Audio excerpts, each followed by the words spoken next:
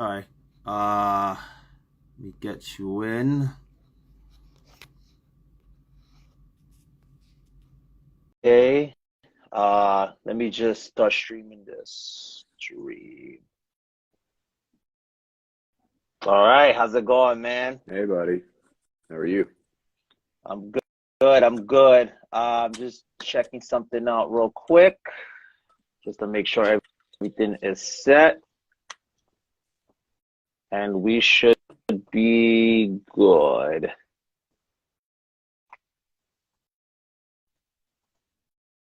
All right. This is good. Just checking something real quick. For those who are just coming in, welcome. All right, it worked. In case you're wondering what I'm doing, we're streaming here, but I'm also streaming this on YouTube as well. So yeah, so I'm excited for this. All right, so how you been, man? I'm good, buddy. I'm doing really well. Probably better than I've done in, I don't know, 4 years or so. How are you? I'm good. I'm actually good, especially after that talk we had earlier, like just having private talk. I'm definitely doing great, man. Good. That advice you gave me definitely helped me a lot. So I really, really appreciate you for that, man. Awesome, man. Glad to hear it.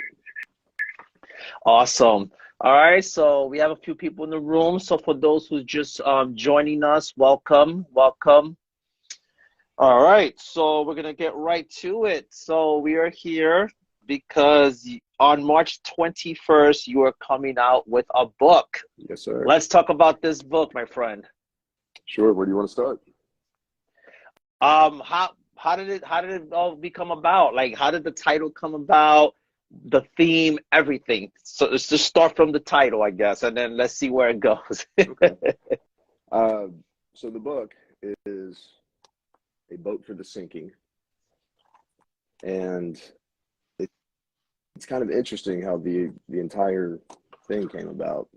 I began writing it almost immediately after I put out Real Big Americans In, just as a way of continuing to be creative. I just try to keep that constantly happening, And when I first started writing this book, I was still partaking in really bad habits. I wasn't treating myself well. And that all kind of changed in August of last year. So, as you know, I lost my dad in February of 2019. I wrote The Year the Soul That Lied Away. And basically that from February through August of last year, I drank and I drank and I drank. And that was probably, it would be fair to say that it was every day for 4 years. Wow. Yeah.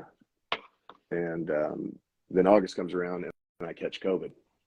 And it really hits me hard, put me in bed for about a month. I was out of work for at least 3 weeks. By the time it was all said and done, I was down about 30 pounds and was really just never quite the same after that, I guess. And that kind of placed me on a different kind of path. And now I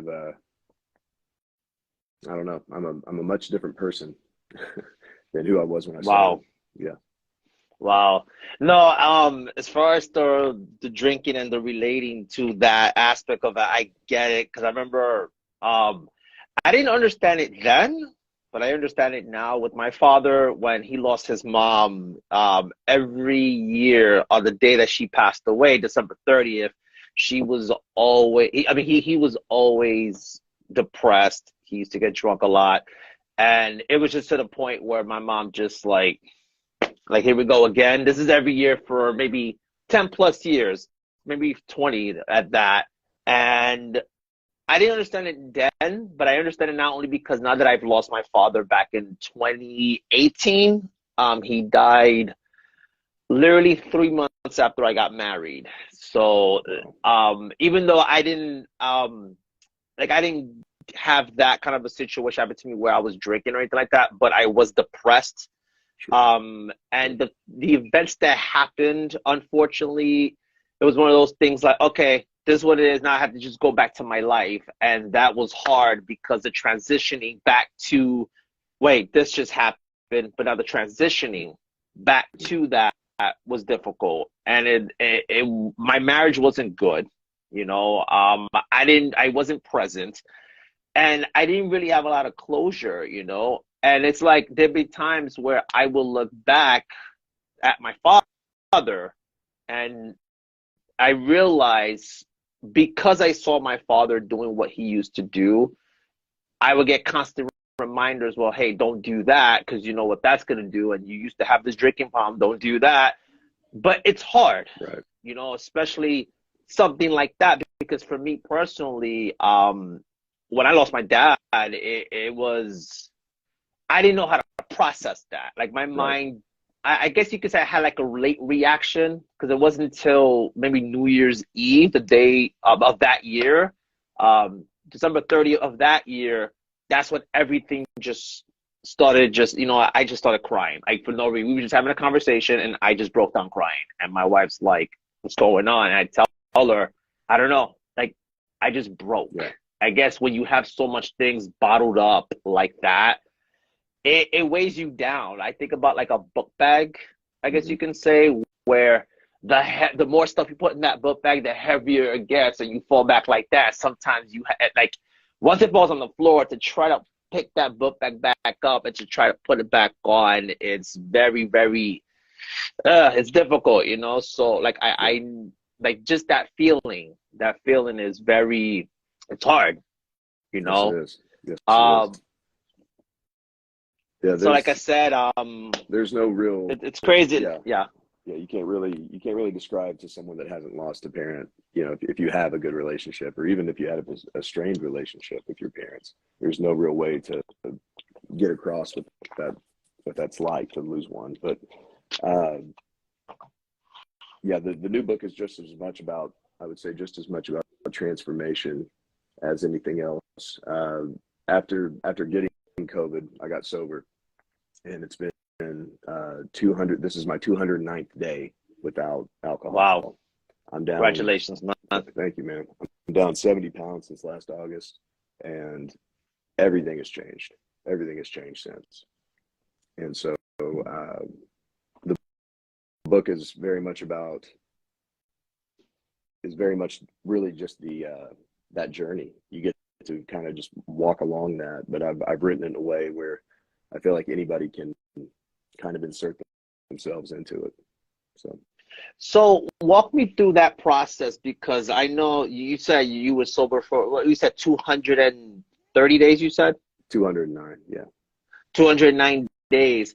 That what was that pivotal point that you decided, okay, that's it, I can't do this anymore? Because that process, that transition, I mean, I used to have a drinking problem, but not as severe as that. Like I remember my dad was such an alcoholic, and I guess, just the whole thing with that. How difficult was that transitioning into, okay, now it's time for me to maintain my sobriety now? How difficult is that for those who are, let's say, dealing with that right now and feel like they don't know what else to do? How difficult is that process, and how difficult is the transition to that? Um, I think for me, with really having been that sick, uh, alcohol wasn't the least bit appealing to me in the moment. Nothing other than feeling better mattered. Uh, Kind of detoxing while having COVID was rough, but Wow. and right after coming out of that, and you're trying to avoid your old triggers. You're just trying to find new perspective in everything. And I'm not going to say it's easy by any stretch of the imagination. It's not. It's very difficult. And but it, like anything else, it does get easier sooner or later. Anything just becomes life if you stick with it long enough. It's all a Right, matter. right. It's all a matter of willpower, and it's all a matter of perspective, and trying to make sure that you're aligning with yourself and keeping yourself Right. accountable. And but it looks different for everyone. And my heart goes out to anybody that's dealing with it. Yeah, no, like I said, like I know I've struggled in the past with drinking, but my biggest struggle for me was drugs. Honestly, it was a lot of like I used to do a lot of Molly, and stuff like that. And to me, just that, like the minute I came to the Lord, and just that, like you said too, that transition. Okay, like I'm changing into a new thing. And with that being said, and there was a question that was asked. It says, "What about COVID? Wait, what about COVID made you realize that this was the time?" Is what Angela Murray was asking.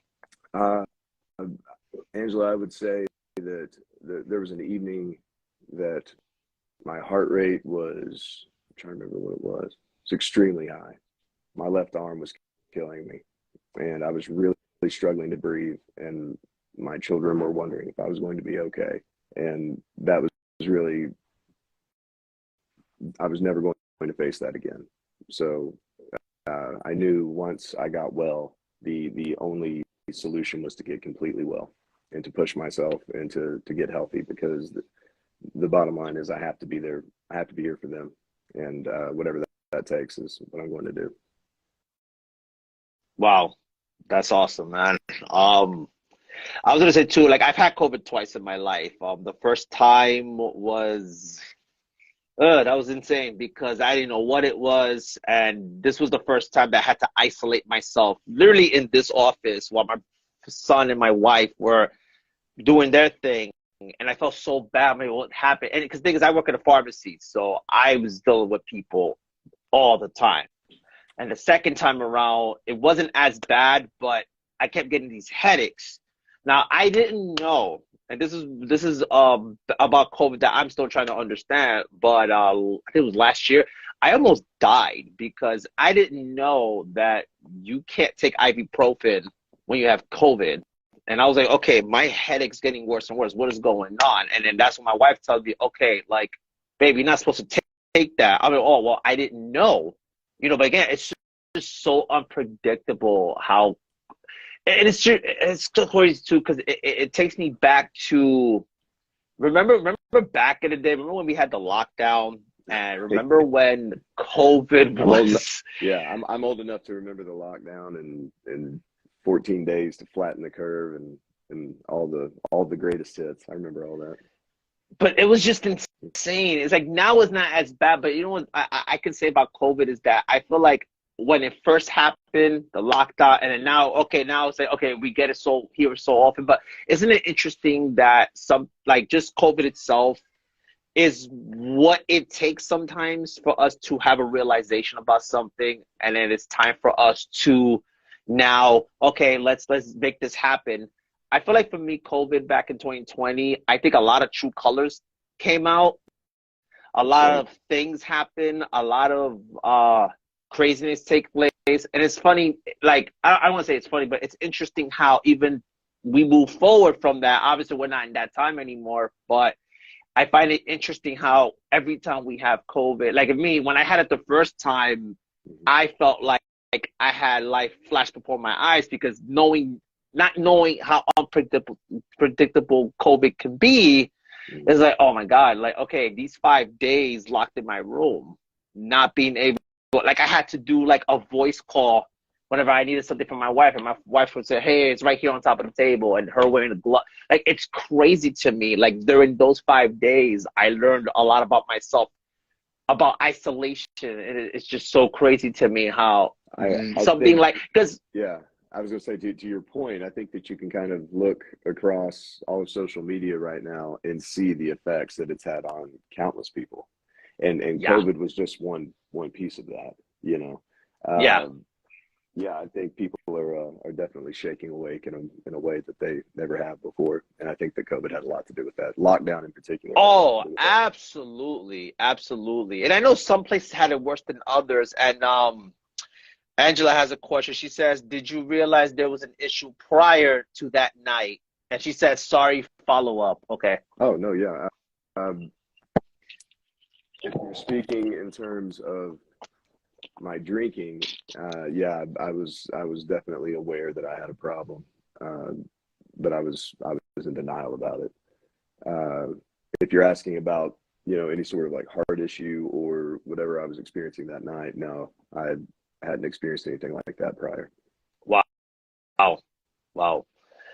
So, wow. Nah, I just, it's because I'm just absorbing everything, and it's just like, wow, man. Wow. But like I said, man, so much respect for you. Like, just, open up to us like that, and this that struggle itself, again, like my hands off to you, man. Vulnerability's power, my man. Yeah, no, of course. Real quick, for those who's just coming in, if you have any questions, you can definitely ask them. I don't understand this Instagram thing, so I don't know. I didn't. If you have the new version, I guess there's like a question bubble. I guess you can put it there, and it should pop up. If not, you can write in the comments, and hopefully, oh, here we have a question now. This is by Anthony Desmond Poetry. He says, how does your new book, A Boat for the Sinking, differ from your last two collections? That's so funny because I think that was leading into my next question. So that's okay. That's a good one. That's a question from a really, really talented writer, if you don't know who Anthony is. So make sure you check him out whenever you get done talking with me. Anthony, I don't know how different it really is. There's definitely it's approaching my writing from a much different perspective. I will say that, and I challenged myself in different ways, and I would say that sobriety definitely had an impact on the way that I went about putting the book together and the finished product. But I would be interested to know what you think after you read this, knowing that you've read a lot of my stuff in the past. I'd be very interested to know what you think, Anthony. Wow. All right. I'm just checking something quick. So why don't you, thematically or structurally is what Angela wants to know. I would say thematically. Structurally, I'm free verse is just kind of how I write. It's going to look however it needs to look. It's going to feel however it needs to feel. I don't really put a lot of rules on myself when it comes to how I put them together. No, I got you. So okay, so let's have a preview of what to expect from your book. Sure. You want to read a piece from your book? Yes. Absolutely. I felt book 3 offers more hope to the reader. Oh, that's what Tara Caribou had said. Tara would know. Yeah, she would definitely know, and that's another very talented writer. If you don't, I know. Yeah, I do have an upcoming episode coming soon with her. I can't wait. I'm actually excited for this one as well. It's interesting too because it's like everything is just aligning like so perfectly. So it's like, oh snap! Absolutely. Like because I remember the first time we did the whole the first one with your first book, and then here we are 2 years later, and you have your third book, and then I'm interested to see what she's gonna say when I have this interview with her. It's exciting, man. Again, congratulations on the book so far, bro, my friend. I know you're gonna do more things, man. Appreciate it, man. Thank you very much. Thank you. I'm gonna read you the first piece in the book. It's called Coffee Poetry Fetch. Is this what you'll remember and what I hope is many years from now? On another back porch with another dog, another stick, another book, another winter, warmed by the laughter of your child and strong coffee. When I'm the cardinal perched on the branch, and my face comes in fiery flashes of memory. You think of the fence, the cold of the concrete seeping through your socks, the low bark of the wild-eyed catahoula begging for another throw. I'll find you there. I'll fold my wings neatly and sing a song of what's to come. Wow. Talk to me about that piece, man. I love that, especially the cardinal on. Oh my God, that's cool. Talk to me about that, man. You gotta tell me about that piece. That's awesome. I love that. Thank you. I appreciate that, man. Thank you very much. The cardinal is a reoccurring image throughout the book. that was something my dad always talked about, and my mom and I talked about after losing dad. You know, anytime you would see a cardinal, when cardinals are here, your angels are near, kind of thing. And so I went through a time where I just obsessed over that image after losing my dad, you know. And so that piece was really just about being with my children now, and trying to see the world again through their eyes, coming from such a hopeless time where I'd kind of settled into this really like nihilistic mindset, to coming back to my heart just kind of being wide open again. And when you're receiving that kind of energy back again, it's really overwhelming. And I found myself kind of overwhelmed with emotion constantly now. Not just wild emotion, but gratitude. You know, I find myself in tears a lot because of how thankful I am for my family. And so a lot of the book also deals with thinking in terms of my own mortality in relation to being a parent. You know, the idea that one day they're going to experience that grief, you know, and it keeps me accountable to how I communicate with them. And it's just something I can't help but, you know, as I get older, can't help but obsess about, thinking about existential things. No, I get that. No, because it's interesting too, because I remember when my dad passed away, because he passed away, we had the funeral in New York, and then we had the funeral in PR, so that's where his burial is. And I remember the minute he already went down, they started covering the thing, and we're walking away. And it's funny because when you talk about the cardinal, they reminded me of my dad's funeral in PR, where I look and I saw this bird thing. Just, I don't know what it was about that bird. I'm looking and I'm like, okay, am I the only one that sees this? And it's like I kind of felt my dad standing there saying, "Don't worry about it. I'm okay. You're all good. You'll be fine," kind of thing. But I felt some ounce of peace when I saw that bird. It's interesting when you say that, because that's exactly that. And it's so when you talked about the cardinal, that's what it brought me back to. And he was on, like, that bird was on top of a random tombstone that just happened to be nearby, and I'm just looking at that bird like, okay, I see what it is, Lord. Okay, I see it. I know he's in good hands, but would I like to have my thing there? Oh, of course. My father there, of course. But, you know, it's like the saying goes, some things don't last forever, you know. And He was there, Angela man. says, birds and spirits have been commonly expressed throughout many different people's experience. And just going to shout out to Arthur J. Wilhelm. He just released an album, Recorded Poems. CD got sold out the same night. So That is just awesome. it is on Spotify. It is on Spotify if you guys want to check them out. But yeah, just thought I'd give a little plug. Yeah. But anyway, yeah. So back to her, Angela's comment about birds and spirits have been commonly expressed throughout many different people's experience. What is your intake on that? I'll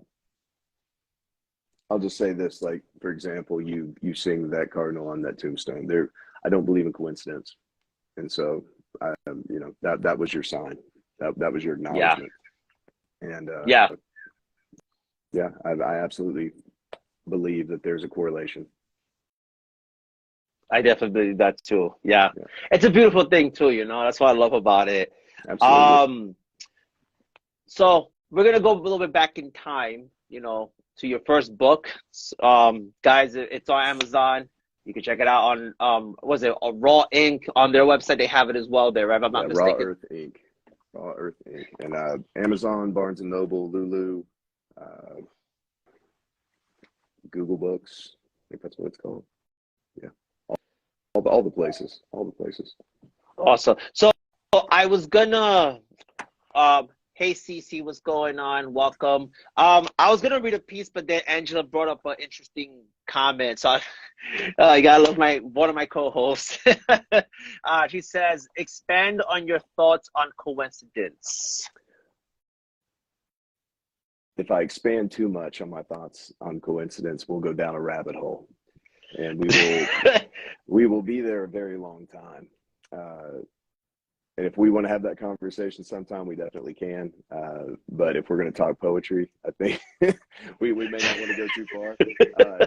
Just know that I believe that there is no such thing as coincidence. I believe that all things are of the spirit, and all things are as they should be. And so Amen. that's what I'll say. She said, "I know, sorry, Andy. No, it's fine." She said, "I want to go there." Okay, poetry. Totally. And we can absolutely do that sometime. We can absolutely do that sometime. Yo, yeah. See, this will be a part 2 for sure. If that's the case. Oh my God. Okay, so I'm gonna read this piece, and then you give me your thoughts about this piece. So the first piece, the piece I'm gonna read is from his very, very first book, The Year That Stole the Light Away, and it's called Dig. Every day I return, shovel in hand, and I dig. I dig to keep my sanity. I dig to find the sacred words. The words we etch into flesh and tombstones. Words that will echo across all the years you'll never see. It's interesting with this piece because I feel like this kind of connects to what you've been talking about right now. Talk to me about this piece right here. It's really just kind of a nod to the muse, you know, your drive and your need to create when you're a writer or an artist of any kind. There's a part of you that is just can't be at peace if you're not doing it, if you're not in the process of doing it, you know, and having your hands in the clay, so to speak. So it was thinking about that, thinking about how I was making myself, I don't want to say making myself, that's not entirely true, but I was inspired to write for about 75 days straight or something like that when I wrote that book. And I used to have a note somewhere on my phone saying how many days in a row I had done it, because I'd started keeping tabs. But you know, my personal feelings on writing and craft in general is that you need to spend time on the water. You know what I mean? I don't believe in luck necessarily, so I don't think it's about being there, right place, right time. Fish is going to be on the line. I think you've got to be out there too. I think intention has a lot to do with it. So yeah, that's the best way I can describe that piece, is just an ode to the muse. Yeah, awesome. Let me just check something quick to see. Yeah, 75 straight days. I wish I could do it again. I haven't touched anything like that since. So it would be nice. And then Tara said, I agree fully, intention. Yeah, I definitely agree with you on that one. So I have a question. So from your first book, The Year That Stole the Light Away, and then from the second book that you printed out, which was Real Big American Zen, and then this book now, do they have a connection together, or what do you in your? I'm sorry. Yeah, do they all have some kind of connection together? Is my question. Whether it's theme or the way, the structure of the poetry that was written. I would. Well, I mean, they're all pretty much free verse poetry as far as that goes. As far as any kind of continuity from one book to the next, in terms of the pieces themselves, not particularly. No. It's just kind of they're almost like travel logs, really. I kind of see them the same way I saw writing songs, and it's okay. In fact, I don't see them really any different at all. It's just kind of where my feet is at the time. One thing you'll probably notice when you read my poetry is, if you read my poetry, is that the titles themselves don't always really have anything to do with the poem, and it could be whatever the thing was that sparked that initial moment of aha, you know, that inspiration moment, and whatever inspired that time is going to be what I title the piece. I'm not necessarily worried about, you know, trying to make sure everything's nice and neat and pretty. It's more, I want to note what set me off, you know, because I think the art of creation itself, you know, being inspired in spirit, right? You're tuned in, you're tapped into the source at that point, and you're just receiving. And I think that the best writers and the best artists in general are the ones that really are just so like turned over to that and so deep into that. Yeah. No, no. Amen. Amen. So, all right. So I'm gonna read another piece, and That's this is a great from the comment. Big American Zen. Oh yeah, you can't sit on the toilet without an intentional release. Yeah, I mean, Amen. yeah, sure. Oh man, no, but I know, but all right.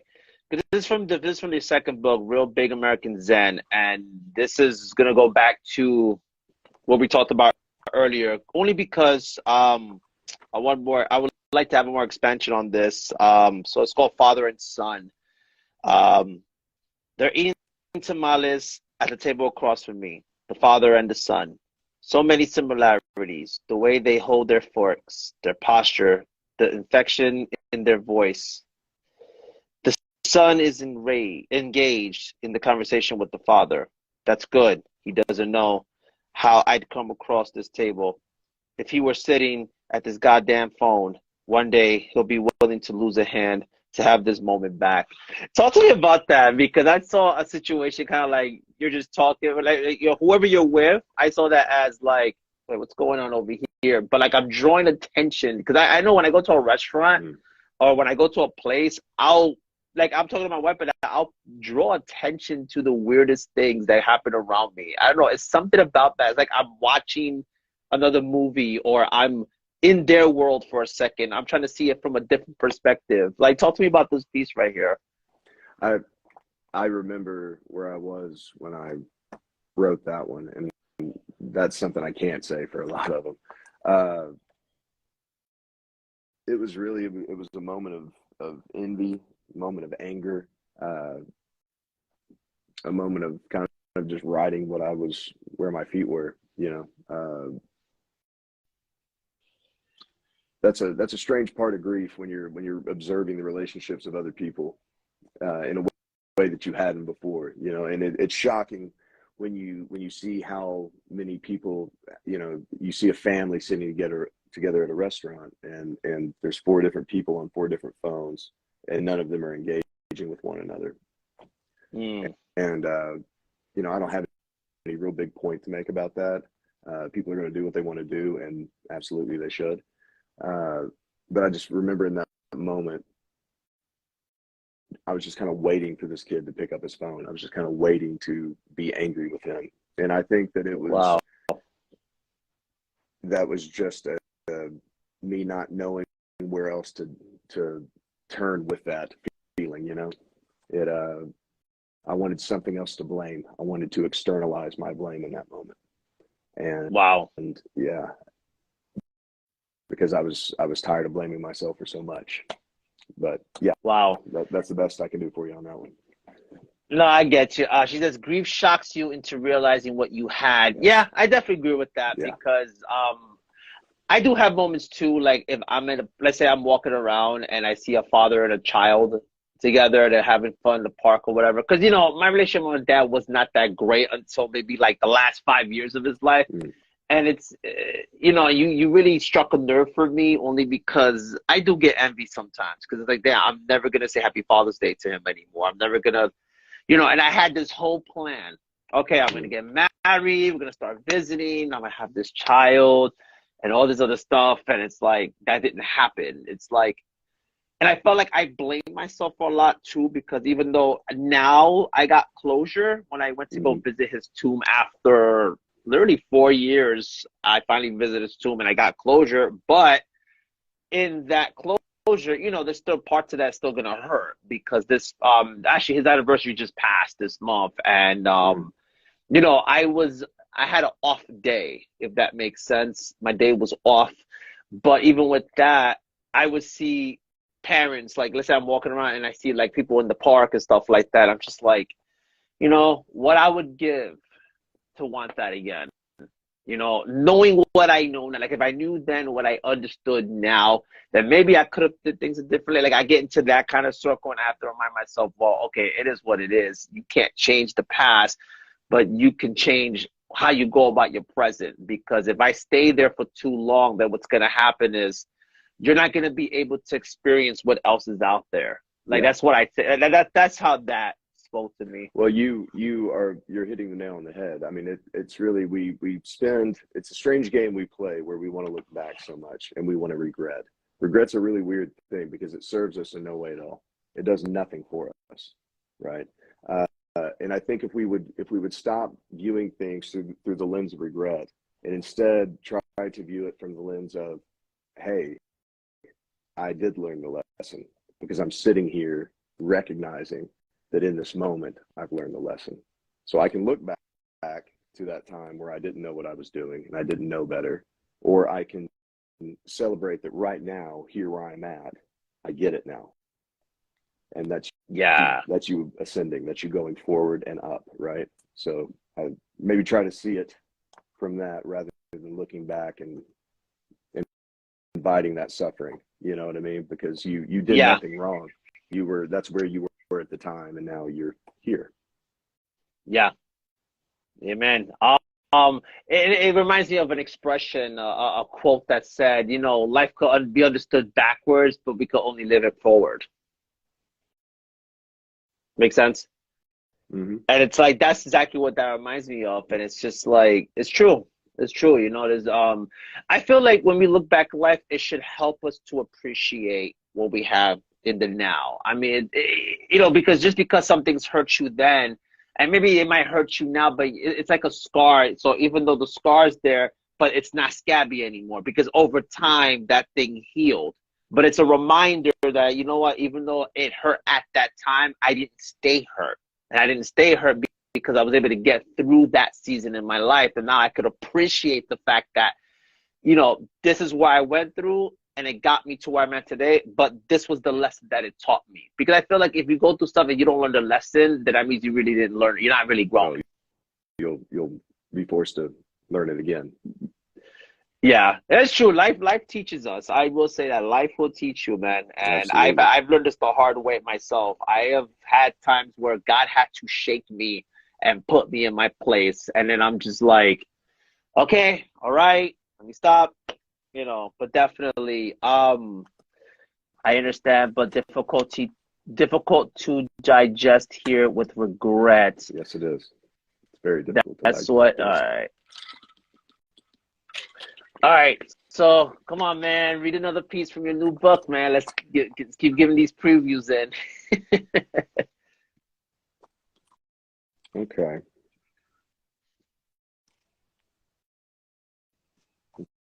Okay. I'll give you one called Chain Breaker. I hydroplane every few feet, and there's no sign of the rain letting up anytime soon. I wipe joy from my eyes, feeling sun dry on my cheeks. It lingers like the feeling of victory, not long at all. I believe the possibility of deliverance exists on every gust of wind, so don't look to me for logic. When's the last time you could breathe easily? Was it before knowing that every moment comes with the possibility of world-shattering finality? Tell me, what is it you wanted after all this time, if not the freedom to surrender to all of life's possibilities? Wow. So talk to me about this piece, man. Wow.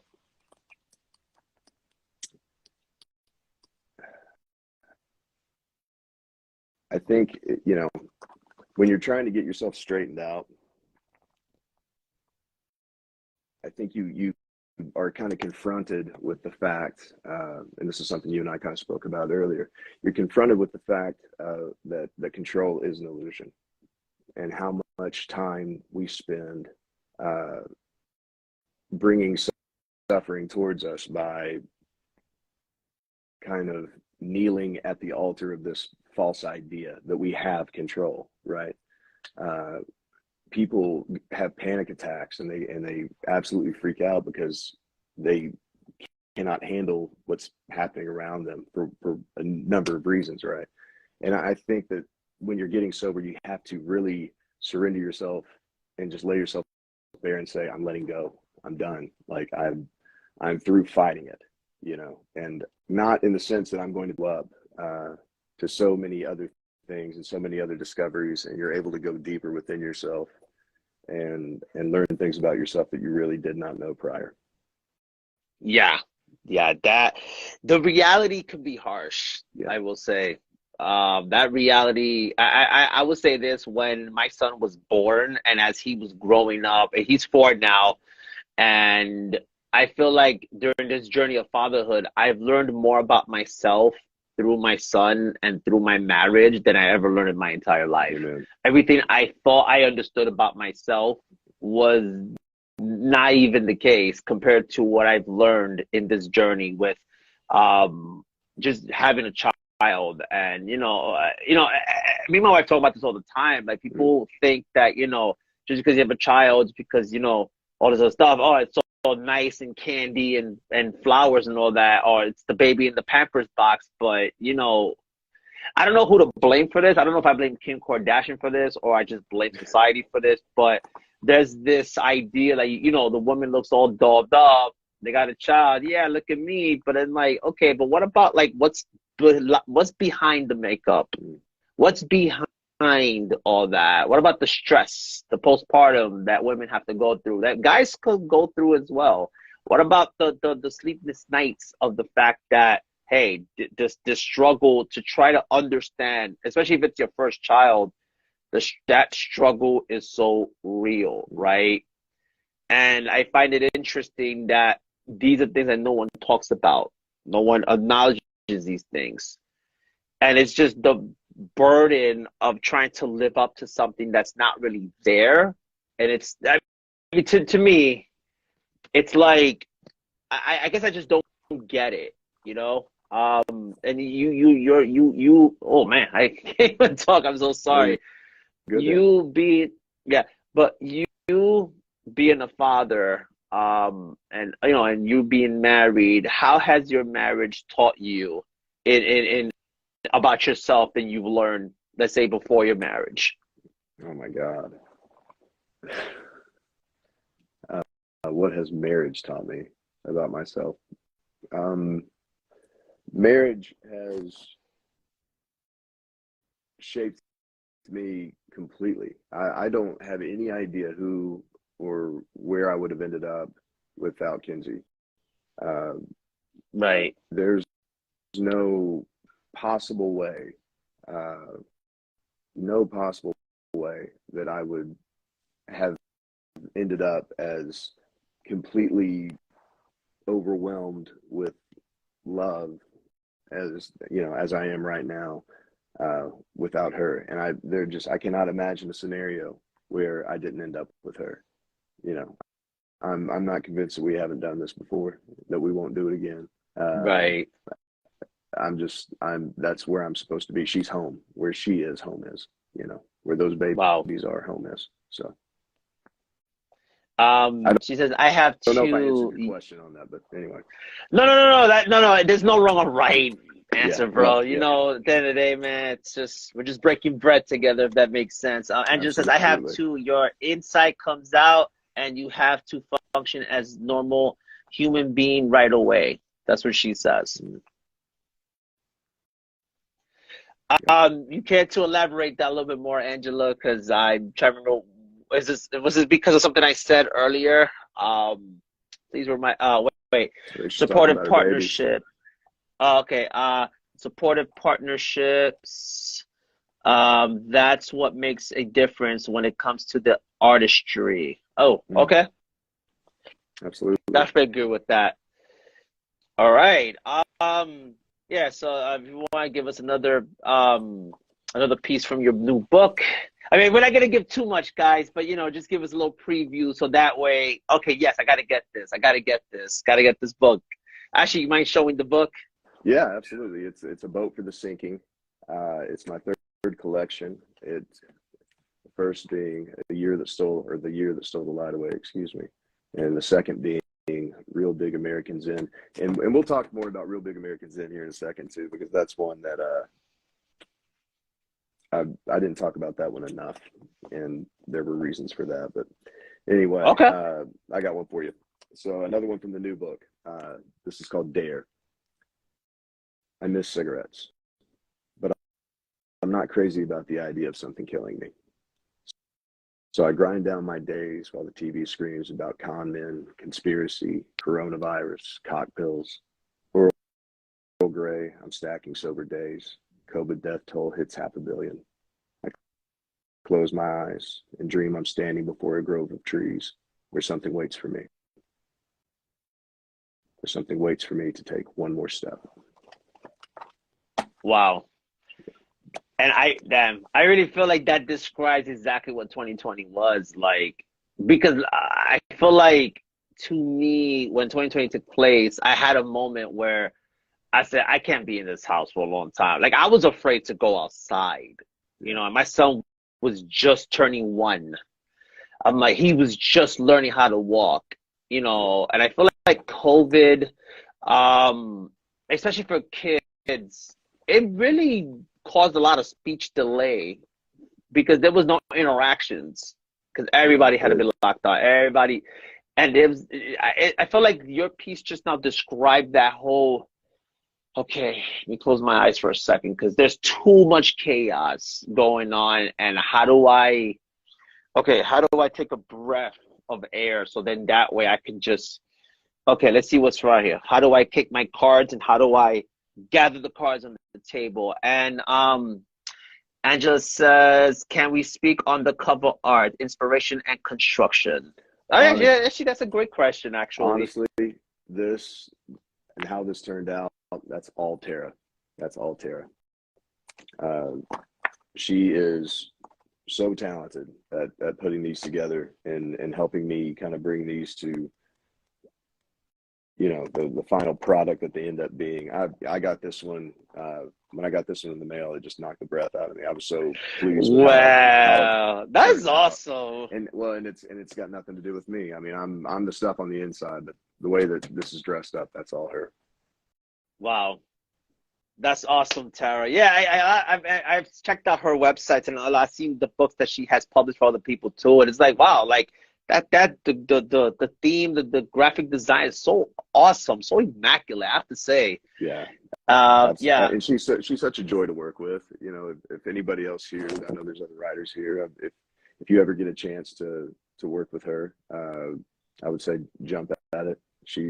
It's very much about how you see things and what the artist wants to see done. And she's very respectful about the whole thing, but she's also very professional. So I would absolutely encourage you to seek that out. Awesome. Maybe one day I'll have a book. You know, it's funny too, because like I was talking to Lois a couple days ago, and she was talking about how the process of having a manuscript itself for a book is so, you know, you have to really take your time and really see, okay, what theme is going to work for this particular thing, or what piece is going to go together. And even when I did a pre-recorded episode with Stephanie Lamb Poetry, she even touched on that whole just trying to lay the foundation of, okay, what is this theme going to be about? What is all this other stuff going to look like, kind of thing. And it's very interesting, you know, because I have so many papers. And I'm like, maybe one day I'll write a book. Maybe one day I could finally have something together. But yeah, Tara, just so you know, I'm still waiting on the audio somehow, some way, so I could promote the book. Yeah, if anyone knows people who have like book publishing companies, yes, send them my way so I could do a like on the episode, I could put it on the podcast and people would hear it and stuff like that. So yeah, she says, can we speak on the publication partnership? You reached out to her. That's the question that Angela has. If I remember correctly, Tara reached out to me after I had kind of put it out there that I was looking to put a book out before The Year That Stole the Light Away came out. And if I'm misremembering that, she can correct me. But that kind of just set it off, and then it just turned into one book became 3. And who knows what else will happen after that. But I've enjoyed working with her a great deal, and if that can continue, I'd be very happy. Awesome. And for those who don't know, if memory serves me correctly, because I have the book too, the Poet Symphony. I know you have put a piece there, and Leon has put a piece there as well. Talk to me about the Poet Symphony, at least from your eyes, from your perspective, and the process. Okay, hey, I'm gonna put this piece here. Like, talk to me about that. Well, that was just singing opportunity. She was writing about, or she was putting together an anthology of a subject that I adore, which is music. An opportunity to kind of go back to the songs a little bit and think about poetry in relation to how I love music and all that. It was a neat challenge. I really wanted an opportunity to try to write about the other passion without it being a song, and I thought it turned out well. And I think the book she put together is beautiful, just like so many of the other ones that I've seen from her. Yeah, actually, I have the ebook as well, of the Poet Symphony. So yeah, it's such a great book for sure. She says, I think I asked if I can help out in any way at all. I just wanted That to sounds help right. you, just help you. That's what she said. Yeah. Yep. Yep. Um, She did so that for sure. you've also had other publications in other places too, right? If I'm not mistaken. Uh, I, yeah, I've had pieces in other anthologies. There's been several. I would have to go grab them probably to list them off. There's Right. been Trained River and a couple of others, but those are also great. So I have two questions, but the first question I wanted to ask, crap, I hate when I forget. Okay, you know what? I'll get back to that. All So good. the first question, wow, I actually had a brain fart. I am so sorry about You're that, good, man. man. You're good. No worries. It was, oh man, it was so related to what you said too. Oh, Eric, here's my question. Because I know you also do music, or you used to do music. Is there a difference in the writing process in opposed to a piece, like in a poem, in opposed to a piece in an actual song? Yes, no, if so, what are the differences, or if there is any? Uh, that's a really interesting question now, because I'm just now starting to come back to music more. I would say poetry really offered me a break from rules, where that would be the biggest difference for me in terms of composing a song versus putting a poem together. It's with the song, I have to consider syllables. I have to consider, is this word, would people consider this a musical word, if that makes sense? I heard a story once where Paul Westerberg of the Replacements had pitched a song that may have been to Glenn Campbell or someone like that, and the word fridge was in the song, and that's why Glenn Campbell wouldn't sing it, and that was the only Oh wow, reason, because he did not really? that word did not click for him. He heard that and it ruined the rest of it for him. And I've had experiences like that with songs. So songs are a much different thing in that sense. Poetry, you can really, I mean, when it was just, now I've just got this blank page and it's whatever I want to do with it. And I don't have to think like, Right. okay, is this line too much? Is it too wordy? No, it's just going to be what it's going to be. And that's, So how it seems freeing is like, that, right? right. So I was going to say, so it's Fridge like, is not musical. stop musical. I'm a dig in the fridge. No, I don't. Yeah, actually, I can't see anything. Yeah, wow, I really can't. Now that I think about it, yeah, I don't know how. Um. Oh, crap, I got distracted with the fridge. Damn it.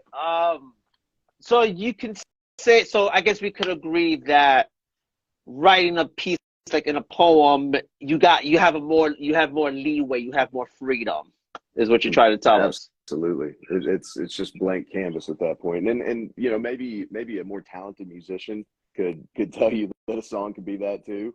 But Right. that's due to my own limitations. And the truth is, when it came to songwriting and it came to music, it was always the words that mattered the most to me anyway. That's always what I was drawn to. Uh, Right. when I got into songwriting, Springsteen kind of pulled me forward, and then I got into Dylan, and I got into everybody else from there.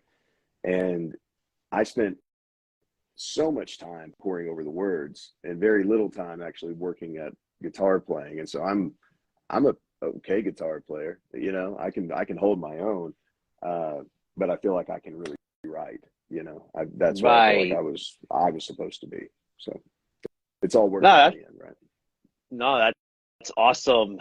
Hold on. How great the partnership has. I didn't realize she said, okay, upon mentioning the book to write, she rushed up to you. Oh, incredible. Love how smooth and great the partnership has brought these into fruition, is what Angela said. Yeah, no, I mean I haven't had anything about working with Tara that I would change. Not one thing. That's And so that's awesome. yeah, I mean it's been incredible. So like I said, hopefully that will continue.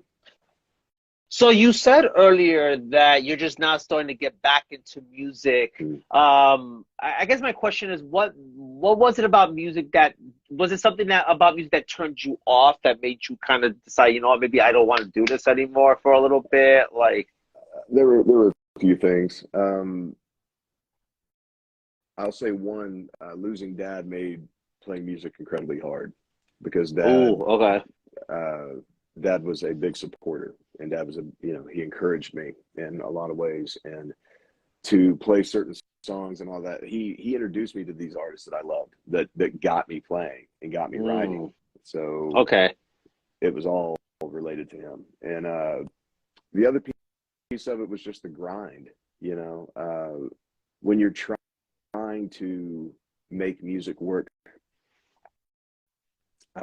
at the time, I was trying to be something other than a musician. I was trying to get notoriety. And at 36, I can look back at that and say that's exactly what you were doing.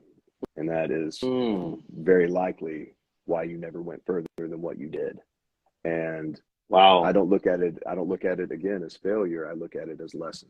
And Okay. yeah. Anyway, No, that was good. Wow, I never even looked at it like that.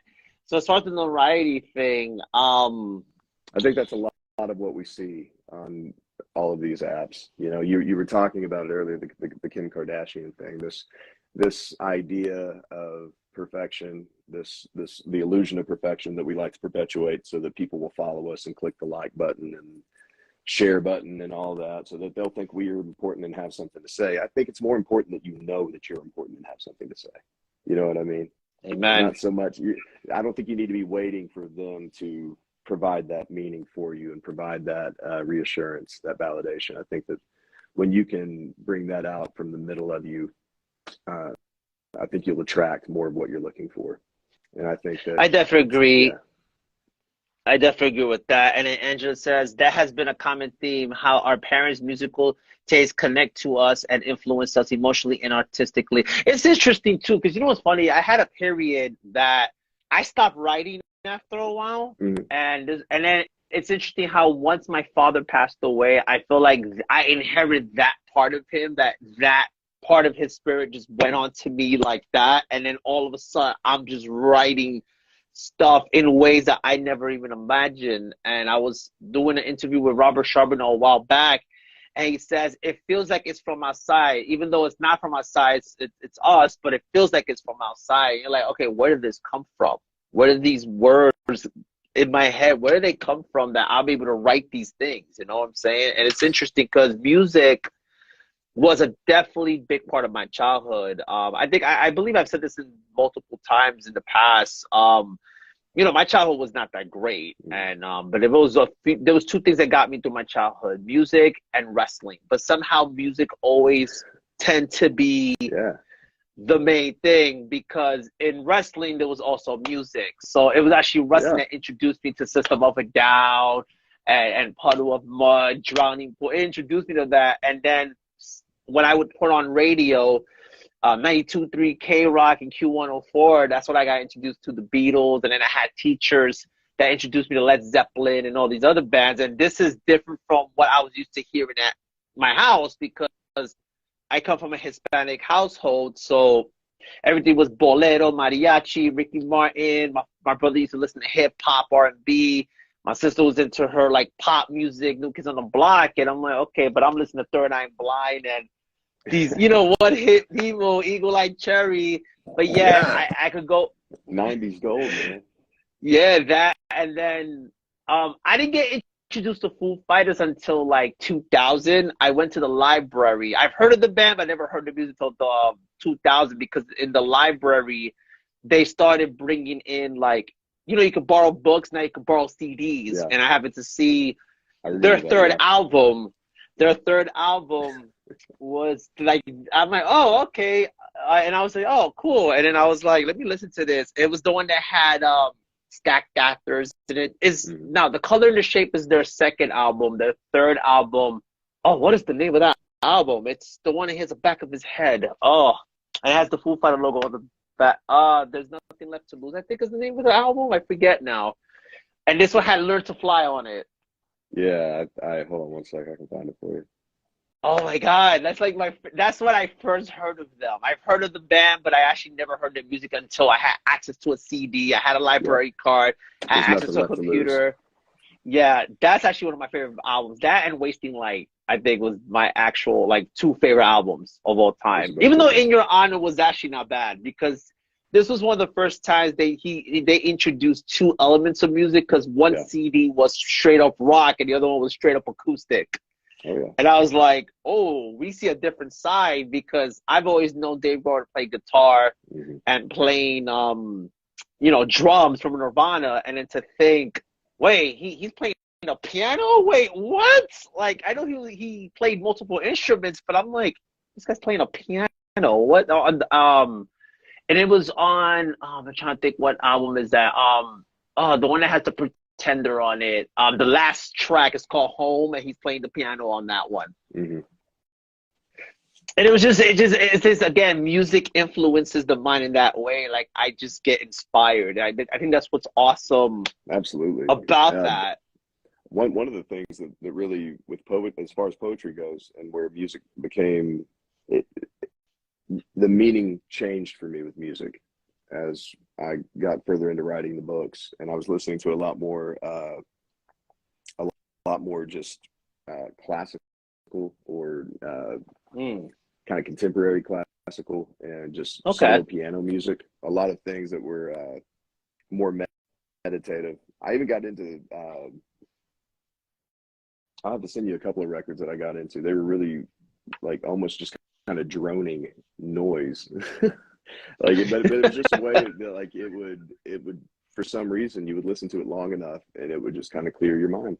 Yeah. And then things would kind of come easier, And sometimes it's better, what's funny? Not to have somebody shouting at you the whole time. So yeah, that's true. Because what's funny? Like, let's say if I wanted to have some kind of sense of peace, right? Like, I used to listen to a lot of worship music, but then I also listen to a lot of rock music. Cool.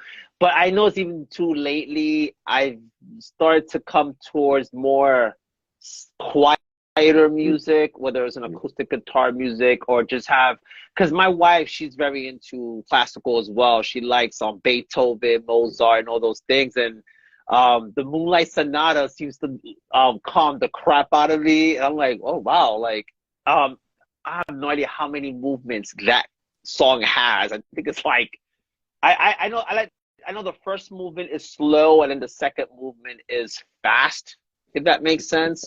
But it's interesting that I'm like, wait, but this is like, even though the second one was so intensely fast, but I'm like, but it was so relaxing. I'm like, oh wait, but I'm actually enjoying this though. Oh wow, nice. Yeah. But it's interesting. Like I said, like music. I'll send you some stuff. Oh please. Phil Wesley piano is one of my favorite music to listen to while writing. That's what Tara said. I'll give that a go, Tara, for sure.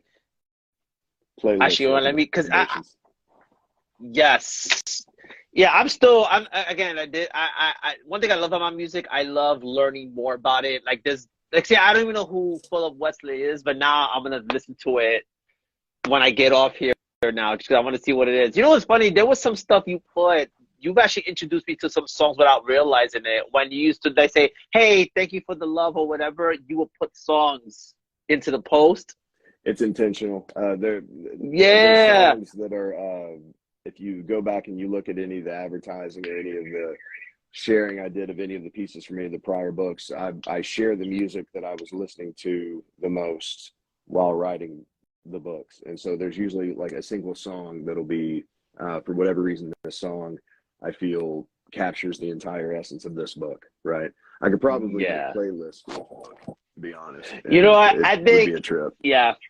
So, Yo, then if I can get my yellow duck to work, I should do like a playlist streaming yeah, day or something. We're just putting on playlists. But my yellow duck's acting up right now, so I can't even well, do anything for right now. the year that stole the light away, the song was "Flight from the City," Okay. and that was by, let me get his name.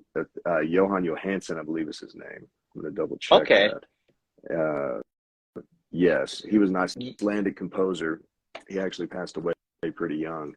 Um, and that piece of music is one of the most beautiful pieces of music I've ever heard. It's hard for me to listen to that at all, and the music video makes it 100 times worse because it is a depiction of a mother and her child, and they're doing Ah, this a swim routine in what appears to be a lake while that song plays over it, and it will just absolutely rip your heart out of your chest. But so, "Flight from the City" is for the year that stole the light away.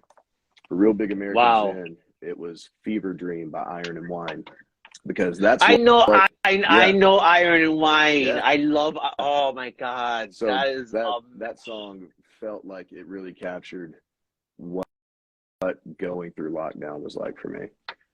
And yeah. it was just probably really what it was like for all of us, man. It was just a surreal experience. And Real Big American Zen was a lot about that. It was me and the being in the depths of addiction while also trying to live through this profound experience where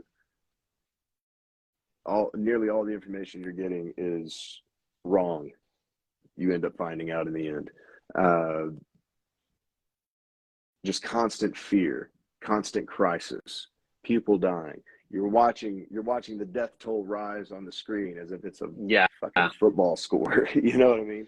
You And know it's what's like, crazy? I was gonna say because my wife had a few friends that passed away from COVID, and these are friends that like childhood friends that she hadn't talked to in a while, and all of a sudden she finds out, oh, how's he doing? Oh, wait, he died from COVID. That sucks. And it's so, like, yeah, no, no, go ahead. well, no, no, no. You please finish your point, please. No, no, I think that was pretty much it. That, it's just again like it really taught us a lot. And Jacob Kotzner says Brandon White is a true genius. Jacob is a dear friend and an extremely talented individual. He has a kind of a band. It's a project called Anything or Everything, and he's put out a few records. Really, if you like the Pumpkins, if you like Helmet, if you like Silverchair, if you like things like that, if you like rock I that love is not Silverchair. obvious rock, you go seek him out. And we are actually working on a record for him right now. I'm helping to mix and just kind of offer myself up in any way I can to help him finish it. And we're kind of working through that. And it's an amazing record that is very much in line with what we've been talking about the journey of grief. So when that gets finished, I'll be promoting that as well, or helping him promote that, because that's more people need to hear that. Absolutely. And Amen. thank you for saying that, my buddy. I love you. That's awesome, man. See, I love that collaboration is such a beautiful thing. I think for me personally, I feel like the more we communicate, the more we, network, and the more we, collaborate. Again, I think I said that word already. It's the more profound it becomes. You know, it's funny too, because even though, like I'm like beginner, intermediate level of guitar. I'm not good like you or everybody else, but I can play a I'm basic not song. good like Jacob, so it's all good, man. There's always somebody that's But better. I Whatever. always, but I always wanted to explore that part of writing, where like writing music, and even if I don't sing, but like to just write a song for someone. Here, this is a song you can write. Like I always wanted to do that, like a bucket list. So it's pretty cool that like now I know someone that would show me or teach anybody that wants to Yeah. do that. Just how does that work? But how does that process work as far as the recording, the creativeness behind when you like when you create a song? What is the process behind that? Because obviously I know you don't come up with it on the fly, but like what goes through your mind when you're doing that? The exact same thing that goes through yours when a poem comes, and no different. No different. I mean, literally, it's nothing more than when it comes to the instrument. And Jacob, I think, would agree with this. When it comes to the instrument, you are learning another language. Essentially, that's all it is. It's language and Right. vibration. And once you tuned into that, you'll start receiving the inspiration for those things, right? Um, it, there's no difference for me in the way that I feel when I'm inspired to write a song versus when I'm inspired to write a poem. The only difference is in the execution. And when it comes to the song, Okay. people will ask you, okay, did you write the music first? Did you write the lyrics first? And it's always different. And it's different for everybody. And there is no one way to do it. And I think people really obsess over how other people do it because they think that's where the magic is. That's where the pixie Okay. dust is that gets you going. And truthfully, Wow. it's nothing to do with that. It's nothing. It's interesting to hear how other people go about it, but you trying to replicate what they do is not going to replicate the result. It's the same idea with you get guitar players that want to buy the most expensive gear they possibly can to sound the best they can, and then 9 out of 10 of them, and this is no knock on any guitar player here because I'm sure you're fantastic, but 9 out of 10 of them sound like every other guitar player you've ever heard with the most generic tone, and it may sound great, but it sounds like everyone else. You know what I mean? I'm more I interested never in Eddie Van understood Halen. that. Think about this. Yeah. Eddie Van Halen built his guitar with $150 and sounded like nobody and changed the whole fucking world. So you can buy all the stuff Yo. that you want to buy. You can talk all the mess you want to talk, but at the end of the day, it's about the person and it's about intent and it's about Yeah. how much time are you putting in. That, in my You know opinion. what's Yeah. crazy? You mentioned that I was watching, I forgot the name of this documentary, but it was Jack White was in this documentary. And all he took was a string, a can, and a stick, and just one string, and he was coming up with the craziest riffs. And I'm like, that's crazy. Yeah. That's what that Yeah. reminded me of when you talk about Van Halen. That's exactly what that took me to, Jack White. And Jack White, I think, is a phenomenal player. And I But think what a beautiful metaphor for what we're talking about. The ability to, it's the It Might Get Loud documentary where he does that. And he takes this stick, there's a nail on each end, he strings yeah, it up, right? He gets it ready to go. And through that, he starts creating music. And you're sitting here thinking, wow, that's so amazing. He's doing something with so little. But that limitation leads to innovation, always. You know what I mean? You are yeah, forced to work around your limitations. And that's the friction. That's the friction that helps it all happen, that starts the fire. yeah. You know what I mean? So you got to work with that. No, I definitely agree with you on that. And I was thinking about because while you're telling all this, I also thought about Jimi Hendrix because he played the right hand guitar upside down and did his music that way, which I thought was Yes. phenomenal. Because I'm like, how do you do this? But it was so like, But wow, like because the castles ones made of that do, sand. the true ones that do, the ones that are going to go out there and really perpetuate change and are really going to upset the established norm with their specific brand of genius, they're going to do it no matter what. It doesn't matter if he was a left-handed guitar player with a right-handed guitar, he's going to Right, find a way. He's going to find a way because he has to find a way. And we owe that to every one of them that's come before him. Like it's a lot of ego worship and it's a lot of bullshit in that sense. But at the end of the day, their bravery is what we're following. That's what right. we're trying to. That's what inspired us to be here now and to put these books together and to have these conversations and to come together in this way. Is we're trying Right. to follow in those footsteps and be that kind of, to replicate that kind of bravery. Yeah. And then Flow says that the magic's in your soul. That's why rhyme schemes are a thing with rap, because it's the equation that people use to top the other. And then she was just agreeing with what you just said just now as well. Absolutely, absolutely. It's all, man. Everything. The world has done a tremendous job convincing you that everything that you need is outside of you, and so you're Right. constantly going outside of you, trying to buy whatever it is or go chase whatever it is you think it is that you need. Man, every bit of it is here. Every bit of it's right here. And if you go inside, whatever it is you're looking for is going to come to you. So All right. Hold on. Wait. Okay. I think Cece. I hope you don't mind. I think she wants to pop in and say something, if you don't mind, Brandon. oh, absolutely, please. Okay, yeah, I don't mind. Yeah, if you have a Q and A and ask questions, that's fine. Actually, give me 1 second. Hold on. I just let the music play in my head and it comes out how it does. That's what she said. Oh, Very nice. hey CC, what's going Hello. on? How are you? I just Hey, finished that Cece. graphic, by the way. I almost spaced on it. So sorry. I definitely agree with everything that he was saying. And for me, like my process is It could be a phrase. I wrote down, like, sometimes I'll think of something or I'll hear something and then I write it down in my notes and then kind of go back to it. There's a phrase I'm going to write next. It's the only third party was the pen.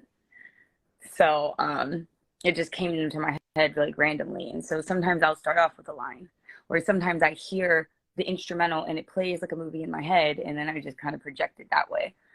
I wish that I could write music, like compose music. That would be super cool. And it's definitely on my bucket list. But I know that I started recording at Studio West here in San Diego. It's like a $10 million studio. I get free time there every week.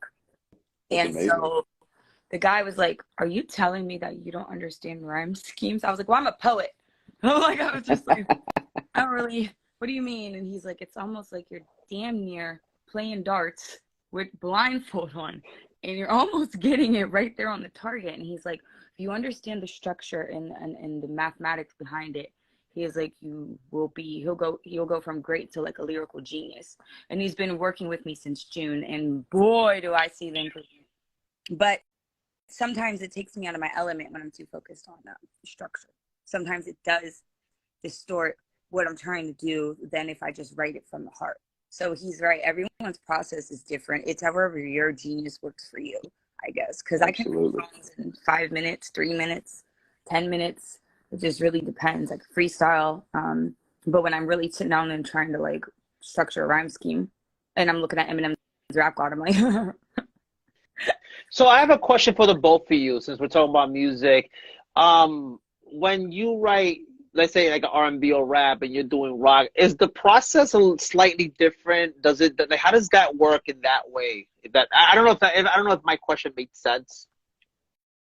Okay, I will defer to you first. You please go first. Okay, I'm sorry. For me, so my single Portal, it when I released it as a single, it came out as an R&B. But when I wrote it originally, I wrote it as a hardcore trap song. Like, and okay. So sometimes it's a memorization technique for me that I will put it to different genres. I write it in that way so that it's very flexible. Because sometimes if I'm going to sell it as a reference track, I might be selling it to somebody who does death metal, and I listen to death metal too. So I kind of write it in a way that it's very versatile. Okay. Well, what about you, Brent? Yeah. I think with me, it's a lot of my approach as far as poetry or song. It's a lot more stream of consciousness. It's allowing things to occur, and then I will revisit and I will edit to a point. Poetry kind of got me away from being overly critical of myself. It allowed me to free myself of the idea that I had to pick apart every little bit, that I had to obsess until I hated what I had done. And it was so needed at the time that it found me. Yeah. Have you ever restructured, like gone back to something and then you just changed the whole damn thing and you're like, where was I going? Absolutely. Particularly in music, and I'm actually in the process of doing some of that right now. So yeah, I'm always kind of pulling apart and putting back together when it comes to songs, and poetry allows me to just say, here's the thing, and I'm fucking done with it. Poetry made me, like, I started as a poet and I'm all like free and just poetry, and then it's like, oh, now I have to conform. Yeah. So it's a little bit, sometimes I'll get it, and then at the end it's like I go right back into that free flow. But however it's meant to flow, it's gonna flow. Amen. Oh, amen. Thank you so much, CC. I appreciate. I got your message, so after the live, I'll check out the thing that you sent me. Okay, yeah, I literally just put it together. Awesome. I can't wait. Yeah, so on March 31st, I might as well just say it quick. Yeah, so March 31st, she will be going live with us on Friday at 9 p.m. We're going to talk about everything she wants to talk about. And yeah, guys, check it out. So I'm excited for that. Me and Angela are going to be going live with her. And yeah, so we're going to talk about some stuff that she's working on. Yeah, she also has different business ventures as well. So she also does graphic designing. She also has a business where she helps other people and collaborate, stuff like that. So definitely check her out for that. And I strip AI from all the resumes. So if you're not getting phone calls, send them my way and I will strip them for you. Yeah. No doubt, no doubt. Thank you so much, Thank CC. I you. appreciate you. Thank you. All right. Yeah, yeah. I was gonna say, yeah, if anyone wants to jump in and has questions or like comments and stuff, you're more than welcome to jump in on the live. That's fine. I didn't even think about that from before, but yeah, definitely. Actually, let me see if there's any other questions that were here. All right. So tell me. All right. So tell me more about your second book. I know you said you wanted to talk more about the book because you felt like you didn't talk about it enough. Like, tell me more about your second book. Writing Real Big American Zen is the second book, and writing it and putting it out when I did, I kind of put it out. We were still everything. Not that everything feels normal now, but everything really felt out of whack then, and everything was so volatile, and to even, to broach the topic of COVID in certain circles, living in Arkansas, it's a very conservative state. My views on the entire thing don't necessarily align with the left or the right.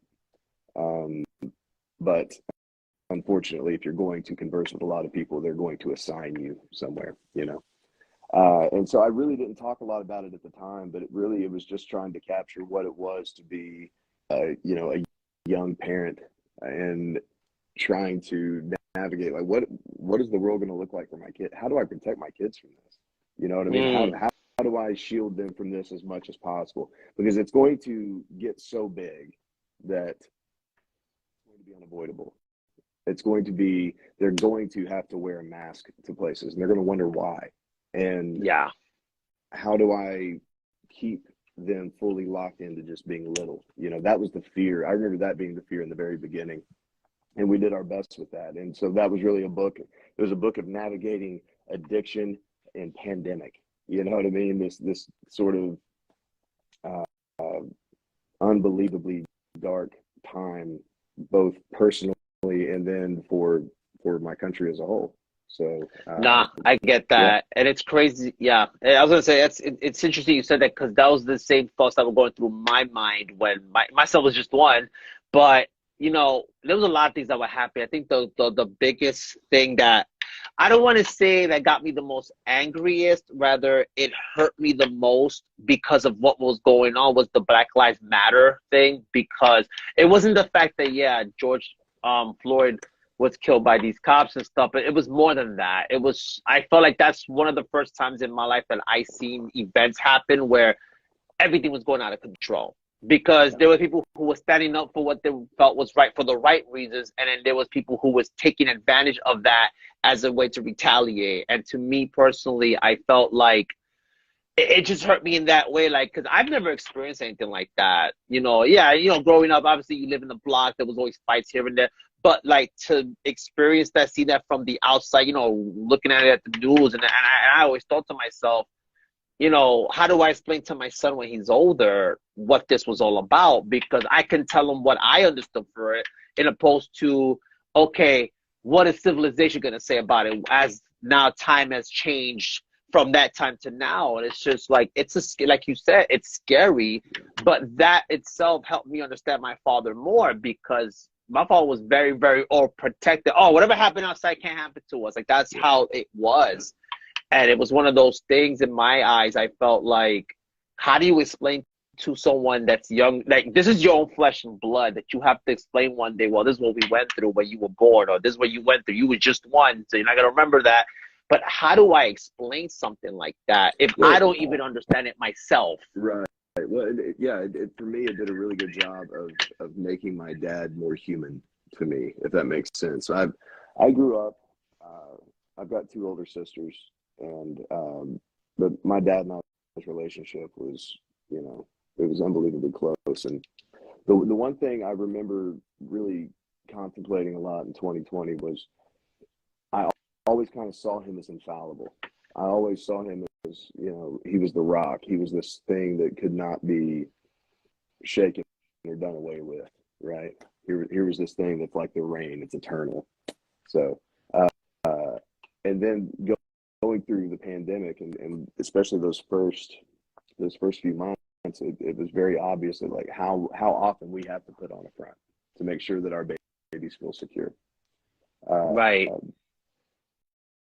how much of that's necessary, and how much of it is, and how important it is to also be vulnerable with them.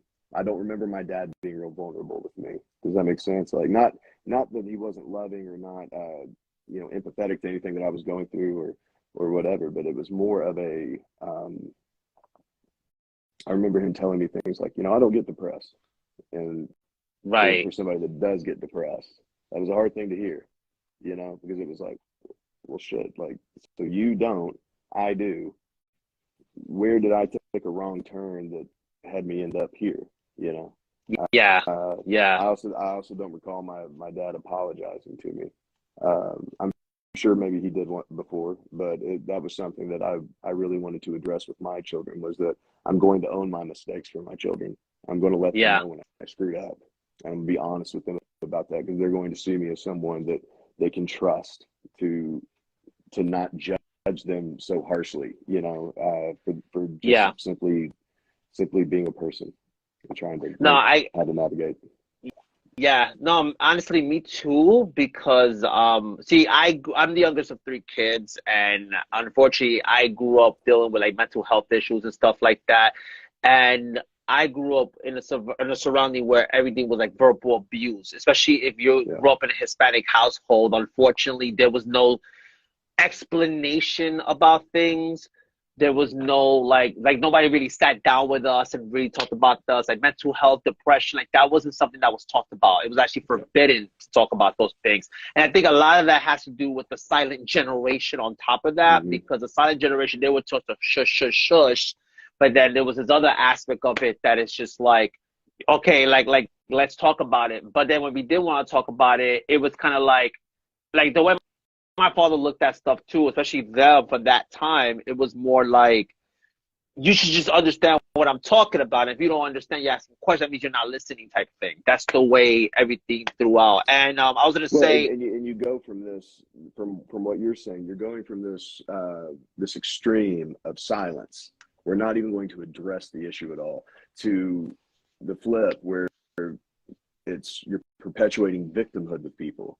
And you're encouraging people to feel victimized. And there are people that are victims to things beyond their control. There absolutely are. And then there are people that want to lean in to whatever that persona is that you can own, by constantly saying, yeah, the world has my number and is always kicking life is always happening at me and not for me. Right. You know what I mean? And it's those people that we have to help shift their perspective again. Remind people how powerful they are. Stop listening to this bullshit where these people want to tell us how beat down we are, how weak we are. Screw all that. You got to remember how strong you are. You got to remember how powerful you are. Amen. So for those who don't know, I do have two co-hosts. That one was Angela, and the other one is Leon. And Leon's actually gonna pop in quick. So hold on. Let's go. Yeah, it's been a long time, Leon. I know. But I'm glad you're here. So, guys, for those who don't know, I have two co-hosts. This is one of them, Leon. And Angela, if you want afterwards, you can pop in as well. But Leon, what's up, brother? How you feeling? I'm feeling good. I'm feeling like myself again. It's good to be back here hosting, good being alive. Good to see you, Brandon. Good to see you too, sir. Yeah, I mean, I've seen your poetry on and off. I know we've never got to actually get to interact, so this is cool. I mean, I've seen you some years now in the poetry game. I just haven't really been active lately. Well, I'm glad that you're here, and I'm glad to talk to you, man. This is great, and hopefully we'll get to interact more after this. Yes, and you guys were in the Poet Symphony together too. You guys were in the same book. There you go. Yes. Shout out to Tara Caribou. Shout out to Tara Caribou. Love you, sis. Yes. Much. Yes, we're gonna be. Me and you are gonna be interviewing her soon, so I'm excited for that episode. I'm looking so forward to that interview. I really am. Yeah. It's a long time coming, long overdue. But I wanted to piggyback off what you were talking about the silent generation, and I mean, of course you heard the tropes. Real men don't cry. Real men don't show emotions. Real men don't do this. Real men don't do that.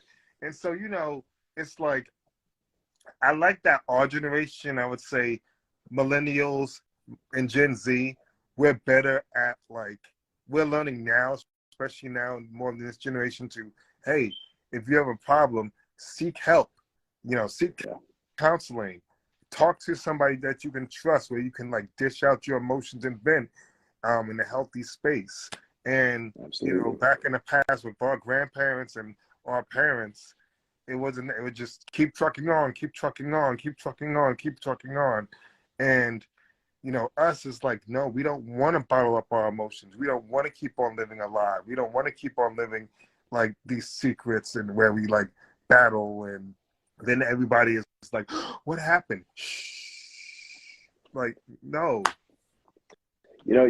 Something you said there, Leon, this idea of the real men don't cry, that whole thought process. And it's hey guys, I'll be right back. All right. Yeah, I'll be right back. You're good, man. Okay. I was gonna say, I know a lot of real men that aren't here anymore because they didn't feel like real men. You know what I mean? And it's I think it's high time we cut ourselves some slack, man. And we got to get back to supporting one another and being with one another and listening to it. Absolutely. Wow, that actually just hit me. There's a real men who aren't here anymore because they didn't cry. I literally just had was talking with another friend, and he's one of my best friends. Even though I met him through Instagram, we've known each other for 3 years, but it's we've known each other all our lives. And just yesterday, it was yesterday. I was telling him about a close friend I had. We worked together for about a good 5 or 6 years, and even after we started working together, we remained close.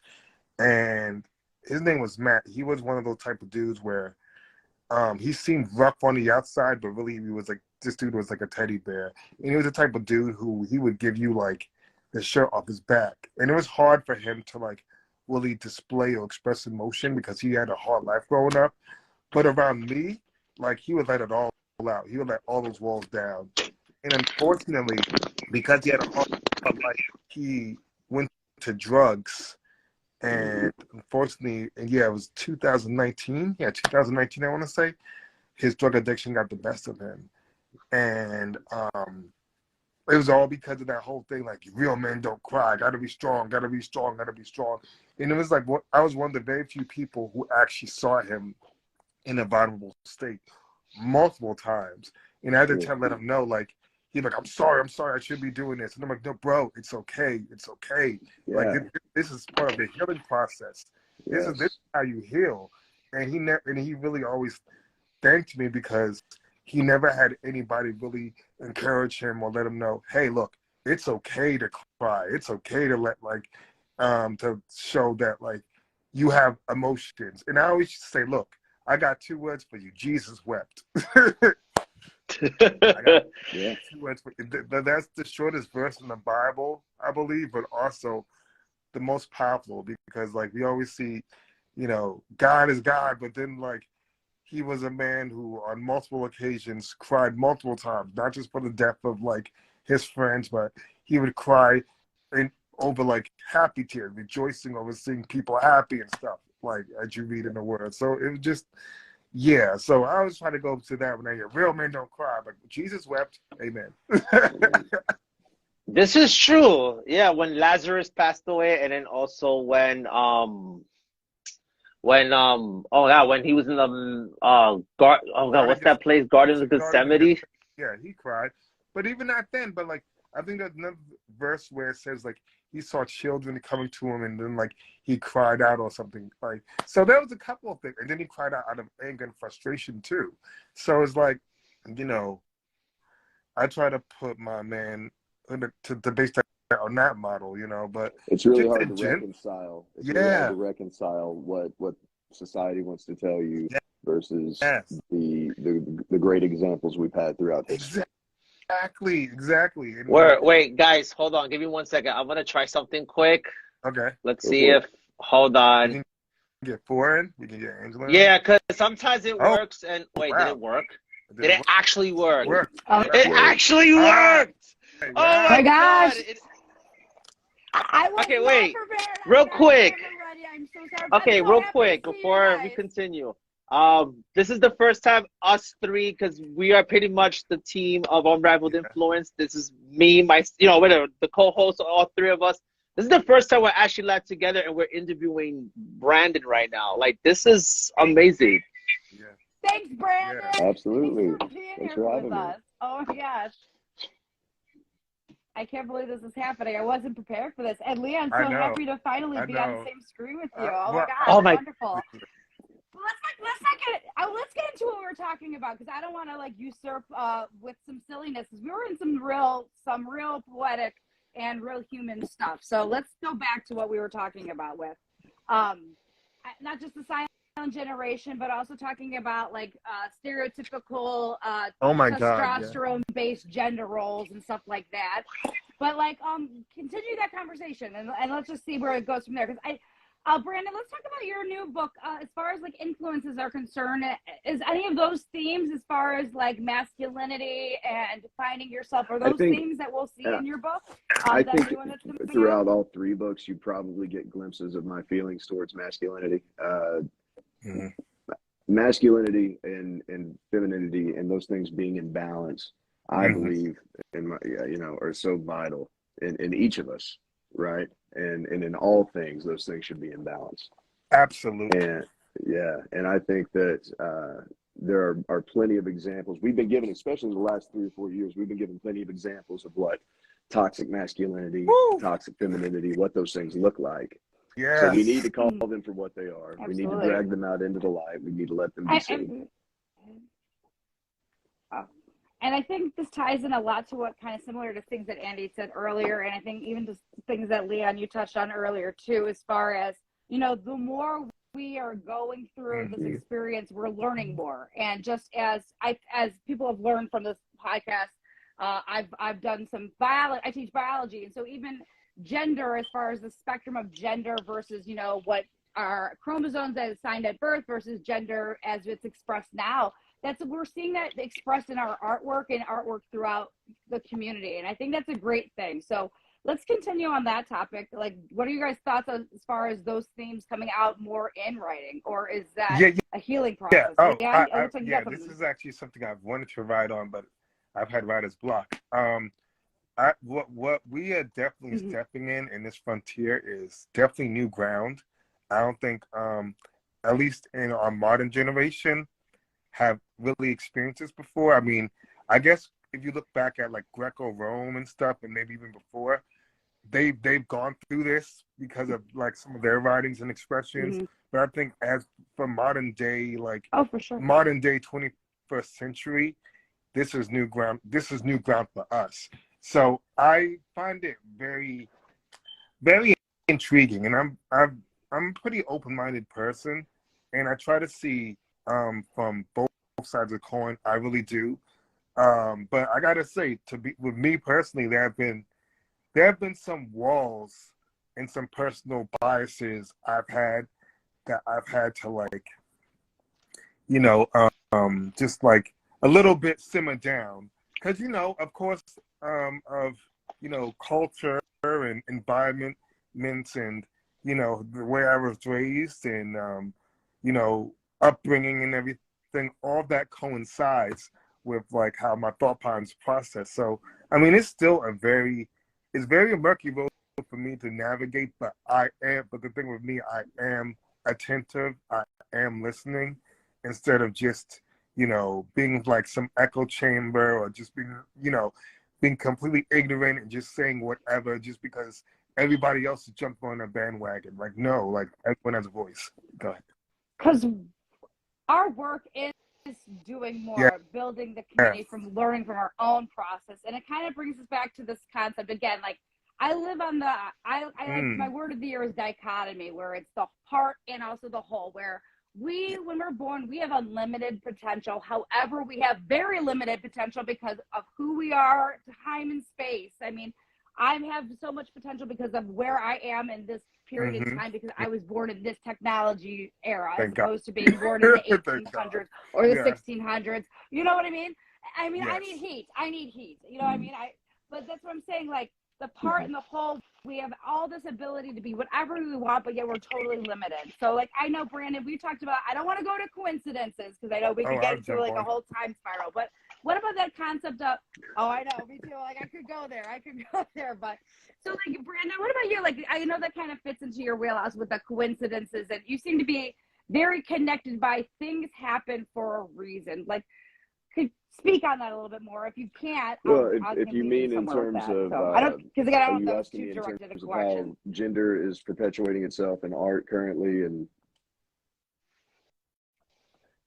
the conversation, however you want to take it, whether you want to continue on that conversation or just the fact that we're talking about that whole concept of both, you know, you can take it.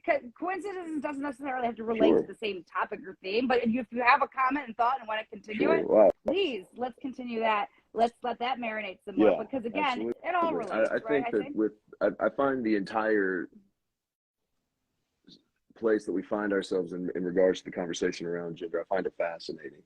I find it fascinating that we have people that would see the idea of gender being abolished.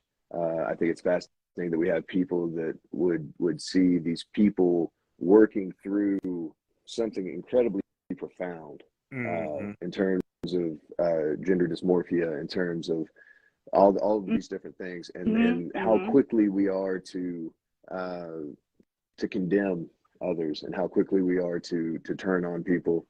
Yeah. To discredit somebody from what they're saying. No, you can't feel what you're saying to me right now. That's so, it boggles my mind. I think that one thing that you're seeing, and I'm not saying this is the only thing that you're seeing, but I think one of the things that is coming from the current subject around gender is a correction occurring, and where masculinity has been raised up for so long and femininity has been kept down for so long, that is not a natural place for us to be. And whether we like it or not, the natural forces that we are subject to, they will correct themselves. They will see to it that those things find their way back. And yeah, we talked about last time with different types of a primate species, how access to resources had changed the evolution of their behavioral patterns, where bonobos who had access to food and protection, we're seeing there was more of cooperative female working together. There's more love expressed between them versus the chimpanzees who did not have access to food. So there's more aggression. Wow. There is a lot of females that are separated. You see that in art? We see this in nature. Absolutely. That we got to work together. We got to work together, people. And it's okay. We can work together, but it's hard because, again, at the same time, let's flip that coin. We want to protect ourselves and we want to protect our family. And if it comes to protecting my family or blind trust in some stranger, you're going to go and protect your family. I mean, is that not the case? I think that it absolutely is the the case, but I think what we're talking about is not just the actions of a few. We're talking about the fear that's being perpetuated regarding the entire situation. And we can thank the media for that. We can thank whoever it is that's hired into social media to spread this information, to make sure that we're nice and nervous about it all. We can thank them as well. I think at the end of the day, one thing that we've come out of all of pandemic and race riots and gender wars and everything else, the one thing that we understand is we can't have any more time to be fighting one another. We can't possibly have any more energy to give towards I disagree with you, so I hate you. I'm much more interested in turning around and looking at the people that are telling me I should hate you. Yes. And saying, what was that reason again? Why was it I was supposed to listen to you? I gotta say Again, the loudest person in the room is the right person in the room. That's what we've come to believe. That's why I have such a booming voice. Annabelle. You know, that's why Good night. all the times you can hear me. Yeah. And also it's true, because we also have to look in the mirror and check our own self too, because it's hard to also say, am I doing what I'm saying I'm supposed to be doing? Am I listening? Andy knows. Sometimes I'm not listening. Andy reminds me. Andy keeps me in check. That's why he's an excellent co-host. Can I say this, guys? I love it. I gotta jump in and say this. It's been on my heart, and I don't want to lose it. So, and piggybacking off of both you Angela and Brandon. Yeah, so in the society, what I see is going on is this, and it happens every single time reform happens, transformation happens, a shift of the consciousness happens. There's this cognitive dissonance. Yes. And even if the change is a positive change, but we've been doing this for this many years. We've always been doing it. Even if it's something that's going to be beneficial for not just like them, but for everybody across the board, no. And it's just like, you know, growth happens in discomfort. Growth happens in discomfort. And when you are in that new space, that new area, that new realm, that new dimension, however you want to word it and phrase it, it will be that unlocks more understanding. It will be that unlocks more doors. It will be that unlocks more, wow, I didn't realize we as a species, we as a collective had the potential to even do this. But if we stay like crabs in a basket, there's no growth. There's only stagnant. I mean, you look back on you like That's and it's so important. Yes. So important. I gotta say, I don't want to cut you off because I know you still have so much greatness to go here, but I want to say, because again, I always forget that it is painful and that is okay, and pain is part of the process. Because again, anybody who's done a wall sit, it hurts, but that pain is growth, and you're building a muscle. You're building a muscle, and that's so important to remind ourselves. Because again, we know that there's shift. Annie's been leading the charge about this shift. That's why we're here. Because Brandon, you're right. The media doesn't showcase what this amazing conversation that we're having right now. All right, what are we not talking about? We don't pretty need much. them. We just need to come to the table together right now. I mean, we're coming together. We're having that virtual bread breaking conversation with poets and artists and creators, because that's what we need to be doing. So again, I just want to say it was so important, because again, pain is part of the process, and I shy from pain. I'm like the opposite. It's like a magnet, and I repel from pain. I flee from it. So it's important that you mentioned that. So I want to keep going. What was your next point? I just suffering is the doorway to the divine. That is always, come on, please. That's always the case. Yes. You have to walk through it, man. You have to walk through the fire every single time, and that's how you go up. And that's how you. Did you want to say something? I don't want to, man. No.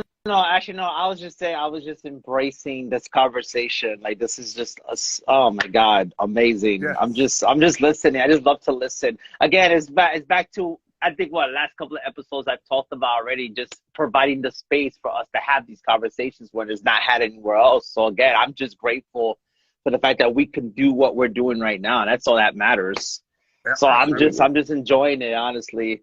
It's funny because what this turned out to be better than what I even imagined. So I'm just like, wow.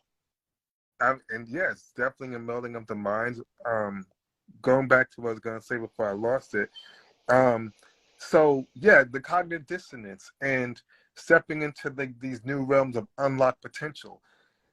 Think about, like, right now, it's this war on what is gender, on what is male, what is female, and sexuality and orientation, and how does it wasn't like that when I was growing up, man. And you know, us as, like, you know, most of us are millennials, 90s, 80s, 70s, you know, this wasn't even talked about. This was more like, shh, you know, thrown under the rug.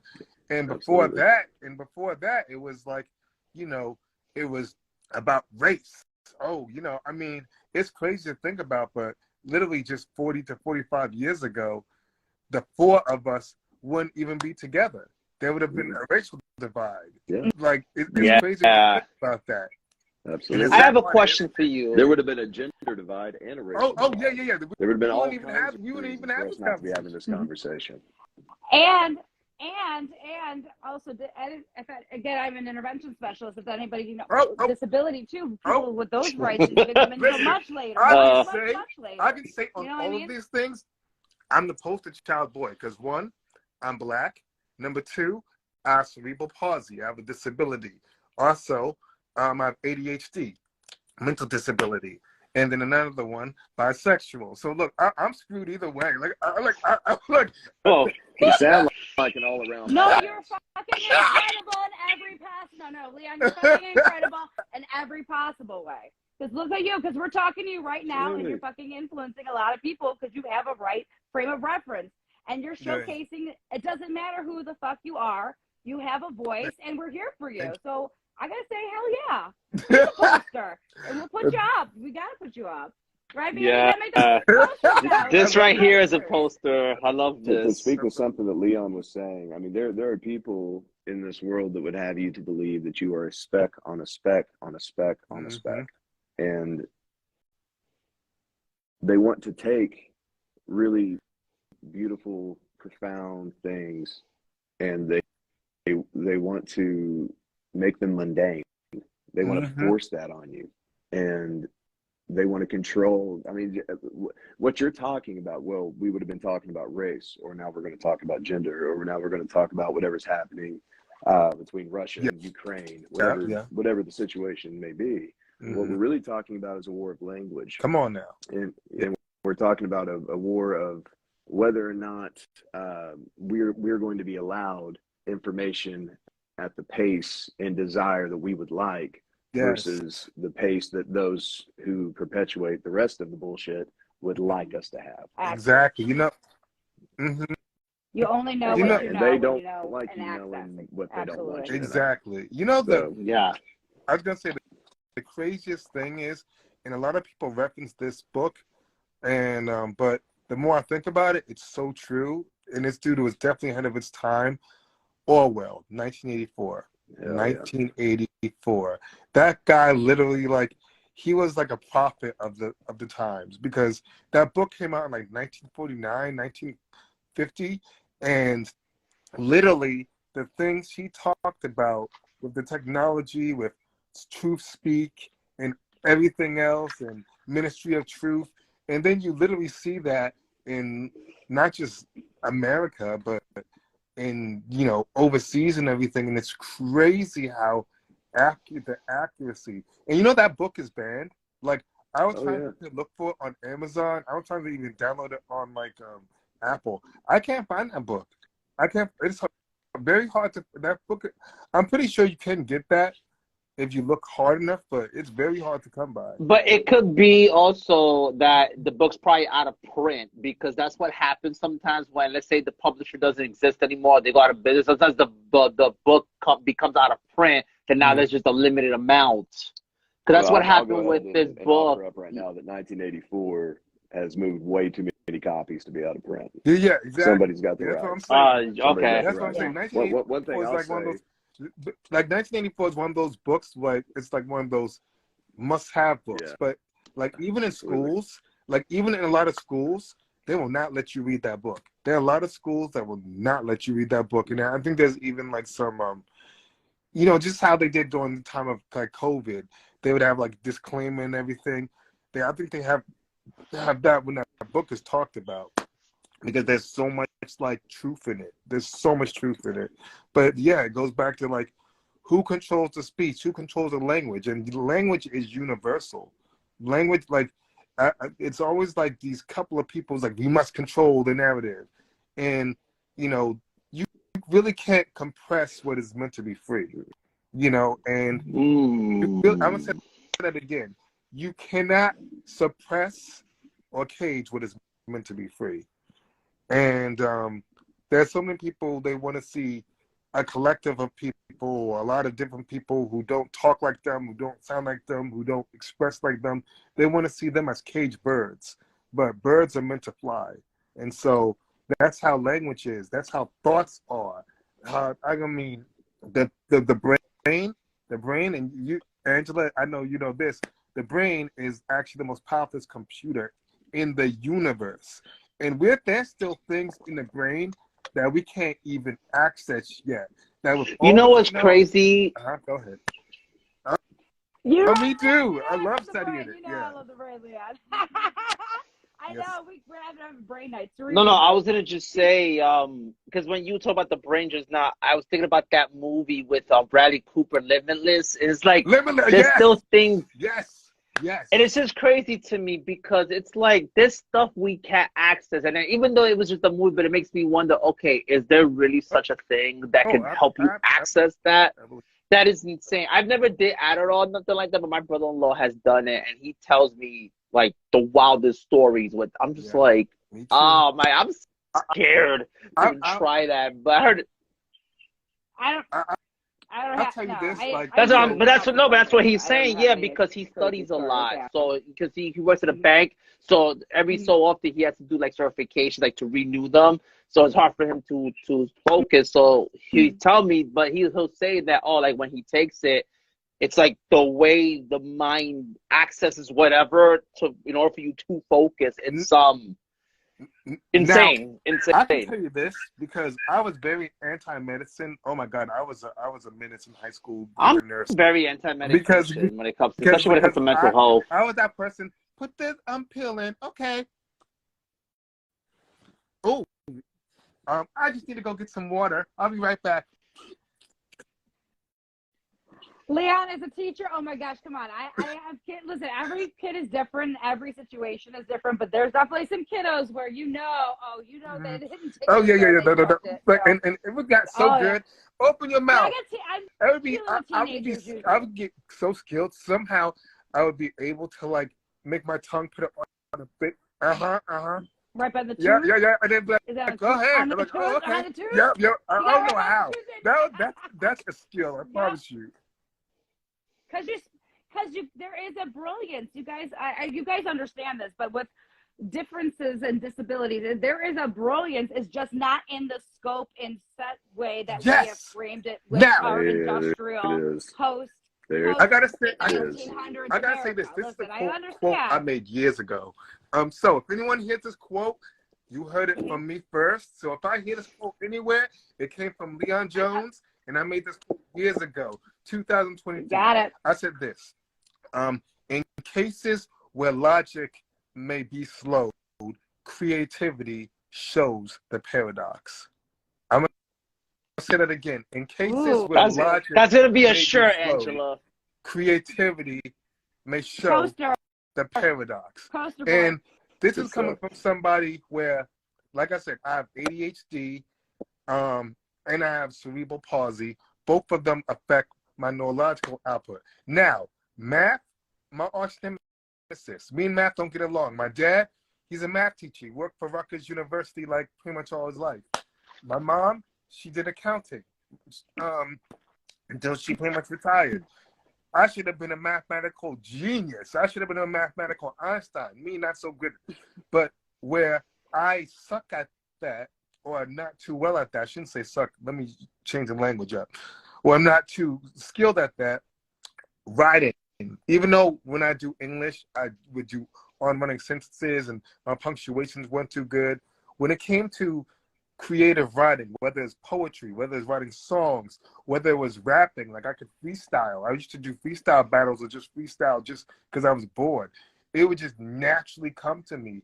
And people were like, how are you so like good at doing this, but you can't do this? But that's where it goes where like, because people would say, man, I wish I could do that. That's so awesome. That man, you're so brilliant. You're so brilliant. Like, you think I'm brilliant? Have you seen my writing? I write like chicken scratch. Have you seen like I barely made it through math. I barely made it through high school because of some of my grades, but some of it was laziness and procrastination. But I said all of that to say, yeah, you test me on different skill levels, even when it comes to like I forgot what the name of the test is. Like it'll go from borderline, mentally challenged to above average on, but all depends on like what type of skills my mind is tested on. Mm-hmm. Yeah. So that actually makes me want to ask Brandon, Mm-hmm. because you're a music aficionado. I'm going to say that. I know you're going to laugh that off, but we're going to say it because I know I wish I could write music and be in that kind of realm. Yes. Like that's also a type of intelligence. Now, music also relates to math. I think it's very much like connected because of the beats, the patterns, and all that. So, what are your thoughts on music and that type of intelligence, and then also on that creative? I think that front? What are your thoughts on that? It's so far beyond the accepted norm. Kind of what you touched on earlier when you were talking about the types of intelligence that's celebrated in our country in particular. Mm-hmm. You know, I've seen children with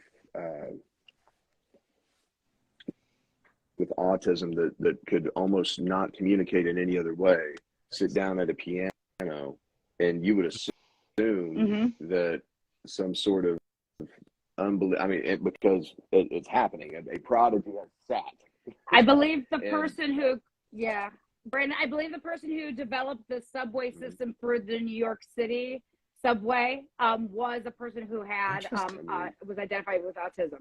Because again, there is a level of brilliance, and there is a hyper level. It's just finding out what that is. How we're just now getting to a point. It depends. Where There we're is a range. Celebrating those people. We're just now really getting to a point where we're pushing them to the forefront, saying, "No, there's plenty to offer here." Yes. It goes back to the same conversation we were having before. There was a time where the people that were in control told you that no, they don't. No, they don't.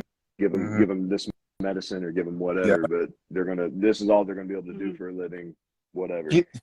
And then they changed over time as you changed, and you decided that you wanted to see something different because you believed it in your heart. Suddenly they're saying that now, and just like, and on it goes. That hits home for me personally because, one, I'm a disability rights advocate. I was really thrust into it back in like 2009. And I did like protests. I've spoken with like politicians. But yeah, like it's the climate of it opening up for like both disability and mental illness. Like the topics we can talk about now, the things that I can express or other people can express. Yeah, just like even 15 years ago, you weren't able to express them now. And now you can. And I'm so glad that God blessed me with the ability to have a voice for the voiceless, with the ability to be able to, be able to speak up for those who can and who wish they could. And so, it's an amazing thing. And it's why it's so important that like everybody deserves a voice. Everybody, regardless of what your feelings are about it. And Brandon, I was going to say, for you personally, like music, when it comes to like you and music, how do you feel for like playing music versus when you're writing a poem? I was telling Andy earlier, it's really, in my experience anyway, it's no different in terms of what I feel, in terms of that jolt that seems to come in that moment where everything lines up for you, And the only difference is I understand the language of an instrument. And so I believe that gets communicated too. That comes as well, right? And I think the more you open yourself up to these different things that are around you and you expose yourself to them, the more that you will be, you're going to knock and the door's going to be answered. You know what I mean? Yeah. And the reason I'm giggling up here is because it's that, Leon, we have to write a song and have the word fridge in it, because fridge is the difference. It's the type of word. The words itself. And apparently, fridge is according not to some. musical, so we Fridge? write a song with fridge in it. Give me 20 20 minutes. I'll have a song about fridge. Okay, no. So how do you feel about fridge? Fridge it is. Are you asking me? Fridge it is. Yeah. Oh man, how do I feel about fridge? Other than it's a place to store your food, but yeah. Yeah, would I put it in a song? Is that what you're asking me? Just in general, how do you feel about it as far as music? I'm gonna do it. Leon's gonna do it. You know what? Brandon do it. Screw it. I could do that. I could write you a song. I could love put it. that song in there. Good man. Yeah, absolutely. I We can need do to that. collaborate. I can do that. Everybody, cameras off. Right, 20 right, minutes. Best right. song We gotta do a fridge in it. forward collaboration for sure, man. Yes. It's about time. The fridge is The in. fridge is it, yeah. Fridge yeah. is in. Or I've already got What ideas. I've already got ideas. So They're wait, already so cooking. the analogy is, what do you put in the fridge, and is it important? Okay. So now we got that's where I thought we it's just gonna put get tricky fridge for me. in. All right, so- Because if I can't just run with it, Okay, like then yeah. So like I would say the fridge. I probably would go on a symbolic route on what fridge would mean to me, like how a fridge basically keeps everything like fresh and refreshed, and on that route. Well, to a point, because sometimes if you leave something fresh for too long, it gets spoiled. This is one way you can go about it. The other way you can go about it. I was just gonna have the word fridge in it. I didn't even know that we were gonna go. The subject was fridge. I just thought fridge. That's was exactly in. what I was The fridge is in is just okay. So now with a two-way collab, Brandon and I, we're just gonna have fridge in it, and you guys, you're gonna go with the fridge as a theme on top of it. No, I was telling Angela earlier, I'm not really a fan of prompts. I mean, if it's there, fine. Not really a fan of prompts, but I think we have two prompts here because the first prompt, when I was doing the pre-recorded episode with Stephanie Lamb Poetry, we was touching about fonts and shit, and we were talking about the worst font that everybody hates is the Arial font, and then there's an Arial Black font. And I said, oh, that could be Ariel from Little Mermaid's alter ego without the bins, where she's after the happiness. And then now we have fridge. That could be two different prompts right there. Fridge and Arial Black. Good luck. I did put that survey on whether or not Arial was a good font or not. And of course, I couldn't get the results to post them, but they said people voted bad. Wait, so what's your opinion, Brandon? And I think people said Arial Black. Oh yeah, Arial. See, we were talking about Times New Roman versus Arial. I like Times Roman personally for me. Times Roman rocks. Yeah, Times Roman is it. Yeah. Like that to me. But that's the most generic font, though. Is it's so it? generic. But you put Times Roman in bold. Everybody uses it. Everybody, You put Times New Roman in bold. It is magical. I'm sorry. Well, I like Georgia. I like Georgia. The Georgia font. I don't like the Verderna because that's a copycat of Arial. Special Elite. Yeah, Special Elite's not bad. That's mine. There's one. Yeah. It's a typeface. But yeah, what do you Brandon, you feel about the Arial font? Come on, Brandon. The Arial. You got one. I mean, Brandon's got to have a good font. I don't know that I've got a great font. I know that the Arial font just kind of pisses me off, honestly. You're so exactly. You fit right in. Yeah. Right. Yeah. I like. Yeah. Times New Roman. Come on now, 20.5. Come on. That's Wait, how I would do doubles. Yes. Yeah, double space or 12.5 double space. Well, what's the? I like 1.5. I'm a 1.5 double space. I hate the double space. I feel like the lines are too like. I gotta have it 1.5, and teachers used to get mad. I'm like, why do you put in 1.5? Andy, you be you. Andy, that's why I appreciate you so much. You be you. Right. Yes, 1.5. Teachers used to get mad. Okay, this needs to be because I don't like double space. See, that's too much. But yeah, Arial font, nah. Even the Arial Black font. See, but I was saying how that sounds like a person's name. Arial Black. Yeah, it's a pen name. If people said it was a pen name. Not a pen name, but a pen name. Wait, Sarah Bellum. Somebody's I love name, it. yeah. My next pen name, Sarah Bellum. I love it. Yeah. I got it. I see what you did there. Yeah. Andy, you got me for about 10 more minutes, man. I'm going to go help with the kids after that. Oh, okay. Well, hold on. Well, can we spend the last 10 minutes talking about the book? Because that's coming out, because that's actually, it's not, we can't get it today. Yeah, go ahead. Yeah, it's going to be out when? So on the 21st, let's talk about the book that. of the sinking, Where? BrandonWhiteMusicandPoetry.com or Instagram. Instagram's kind of my jam still. I'm going to try TikTok at some point if they don't ban it. We'll see how that goes. Oh yeah, I heard about that. But anyway, man, I really appreciate you guys having me here, and I hope we can do this again. I want to do more of this anyway, just having these conversations and interacting in this way. So anytime you got something coming you think that I would help in any way, please let me know. Absolutely.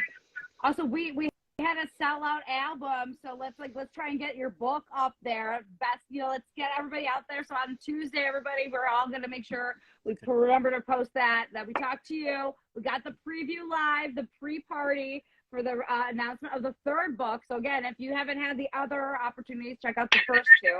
Andy, what were the names of the first two books? Okay, right. So the year that stole the light from, yeah. You go ahead. I got you, I'm bro. sorry. Let the author You're good. speak Sorry, it. It's his you're book. good. He would know better than we would. So You got The Year That Stole the Light Away. No, Andy did the rerun. Are you hearing? Go ahead. Stole the Yeah. Light That's the Away, first one. and you got Real Big Americans In, and then you got Latest and the Greatest. We'll see how it goes. Nice. Oh my God, Wow. wonderful. So that's awesome. Ooh. And definitely, again, check it out if you didn't get a chance to hear earlier. Brandon talked about a lot of the themes coming from post-COVID, being a parent, also being over 221 days. 209 today. sober, 209. Yeah. congratulations. 209. I'm sorry. For some reason, I'm already in the future with you. 209. Sorry, don't want to give it 209. So those are things that you're going to see Absolutely. in those themes in the book, right? Absolutely. Those are things that will feel from you. So check that out. If you haven't checked this page, of course you have. So I don't even why even mention that. Yeah. Right, right, everybody. They know him. Exactly. I was going to ask you, you, before you have to leave, is there any thoughts of wisdom, knowledge, or just anything that you want to speak with any closing words?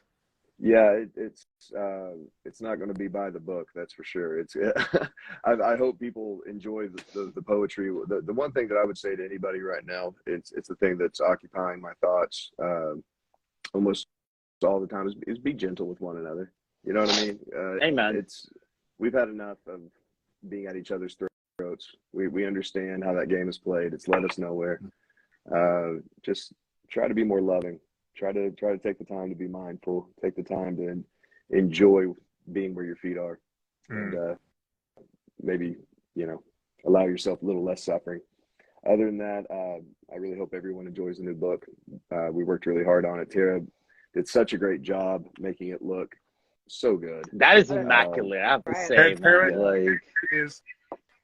Yeah, Tara. We love Tara. We love I Tara. even got stuff published because I was very skeptical. She's like, Leon, I'm doing this book. Would you like to be a part of it? She's like, Leon, you write really good. I will put you in a book. Okay, send me something. Okay. Next thing I know. Yeah. Well, I might as well make this announcement. So there's they're not on Instagram, but they're online. It's called Spark Silent Press, and I have a piece that's actually gonna get published, and the book comes out on March 20th. Oh yeah, there you go. So yeah, I definitely want you to. Monday, me Tuesday. Right. Let's go, man. Andy? Let's do this. Yes, and. Party, yes, and oh yeah, she said she had to nag you, Leon. She did. Cause listen. I literally came in with my poem on the deadline.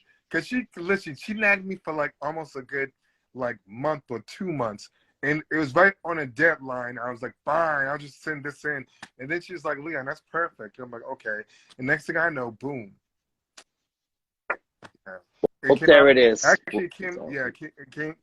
So I have so much love and respect for Tara. I know you're excited, right, Leon? Because you're gonna interview me. She's always believed in me, and anyone, and Brandon will speak highly of her too. Anyone who she meets up with, she genuinely cares about who she talks to.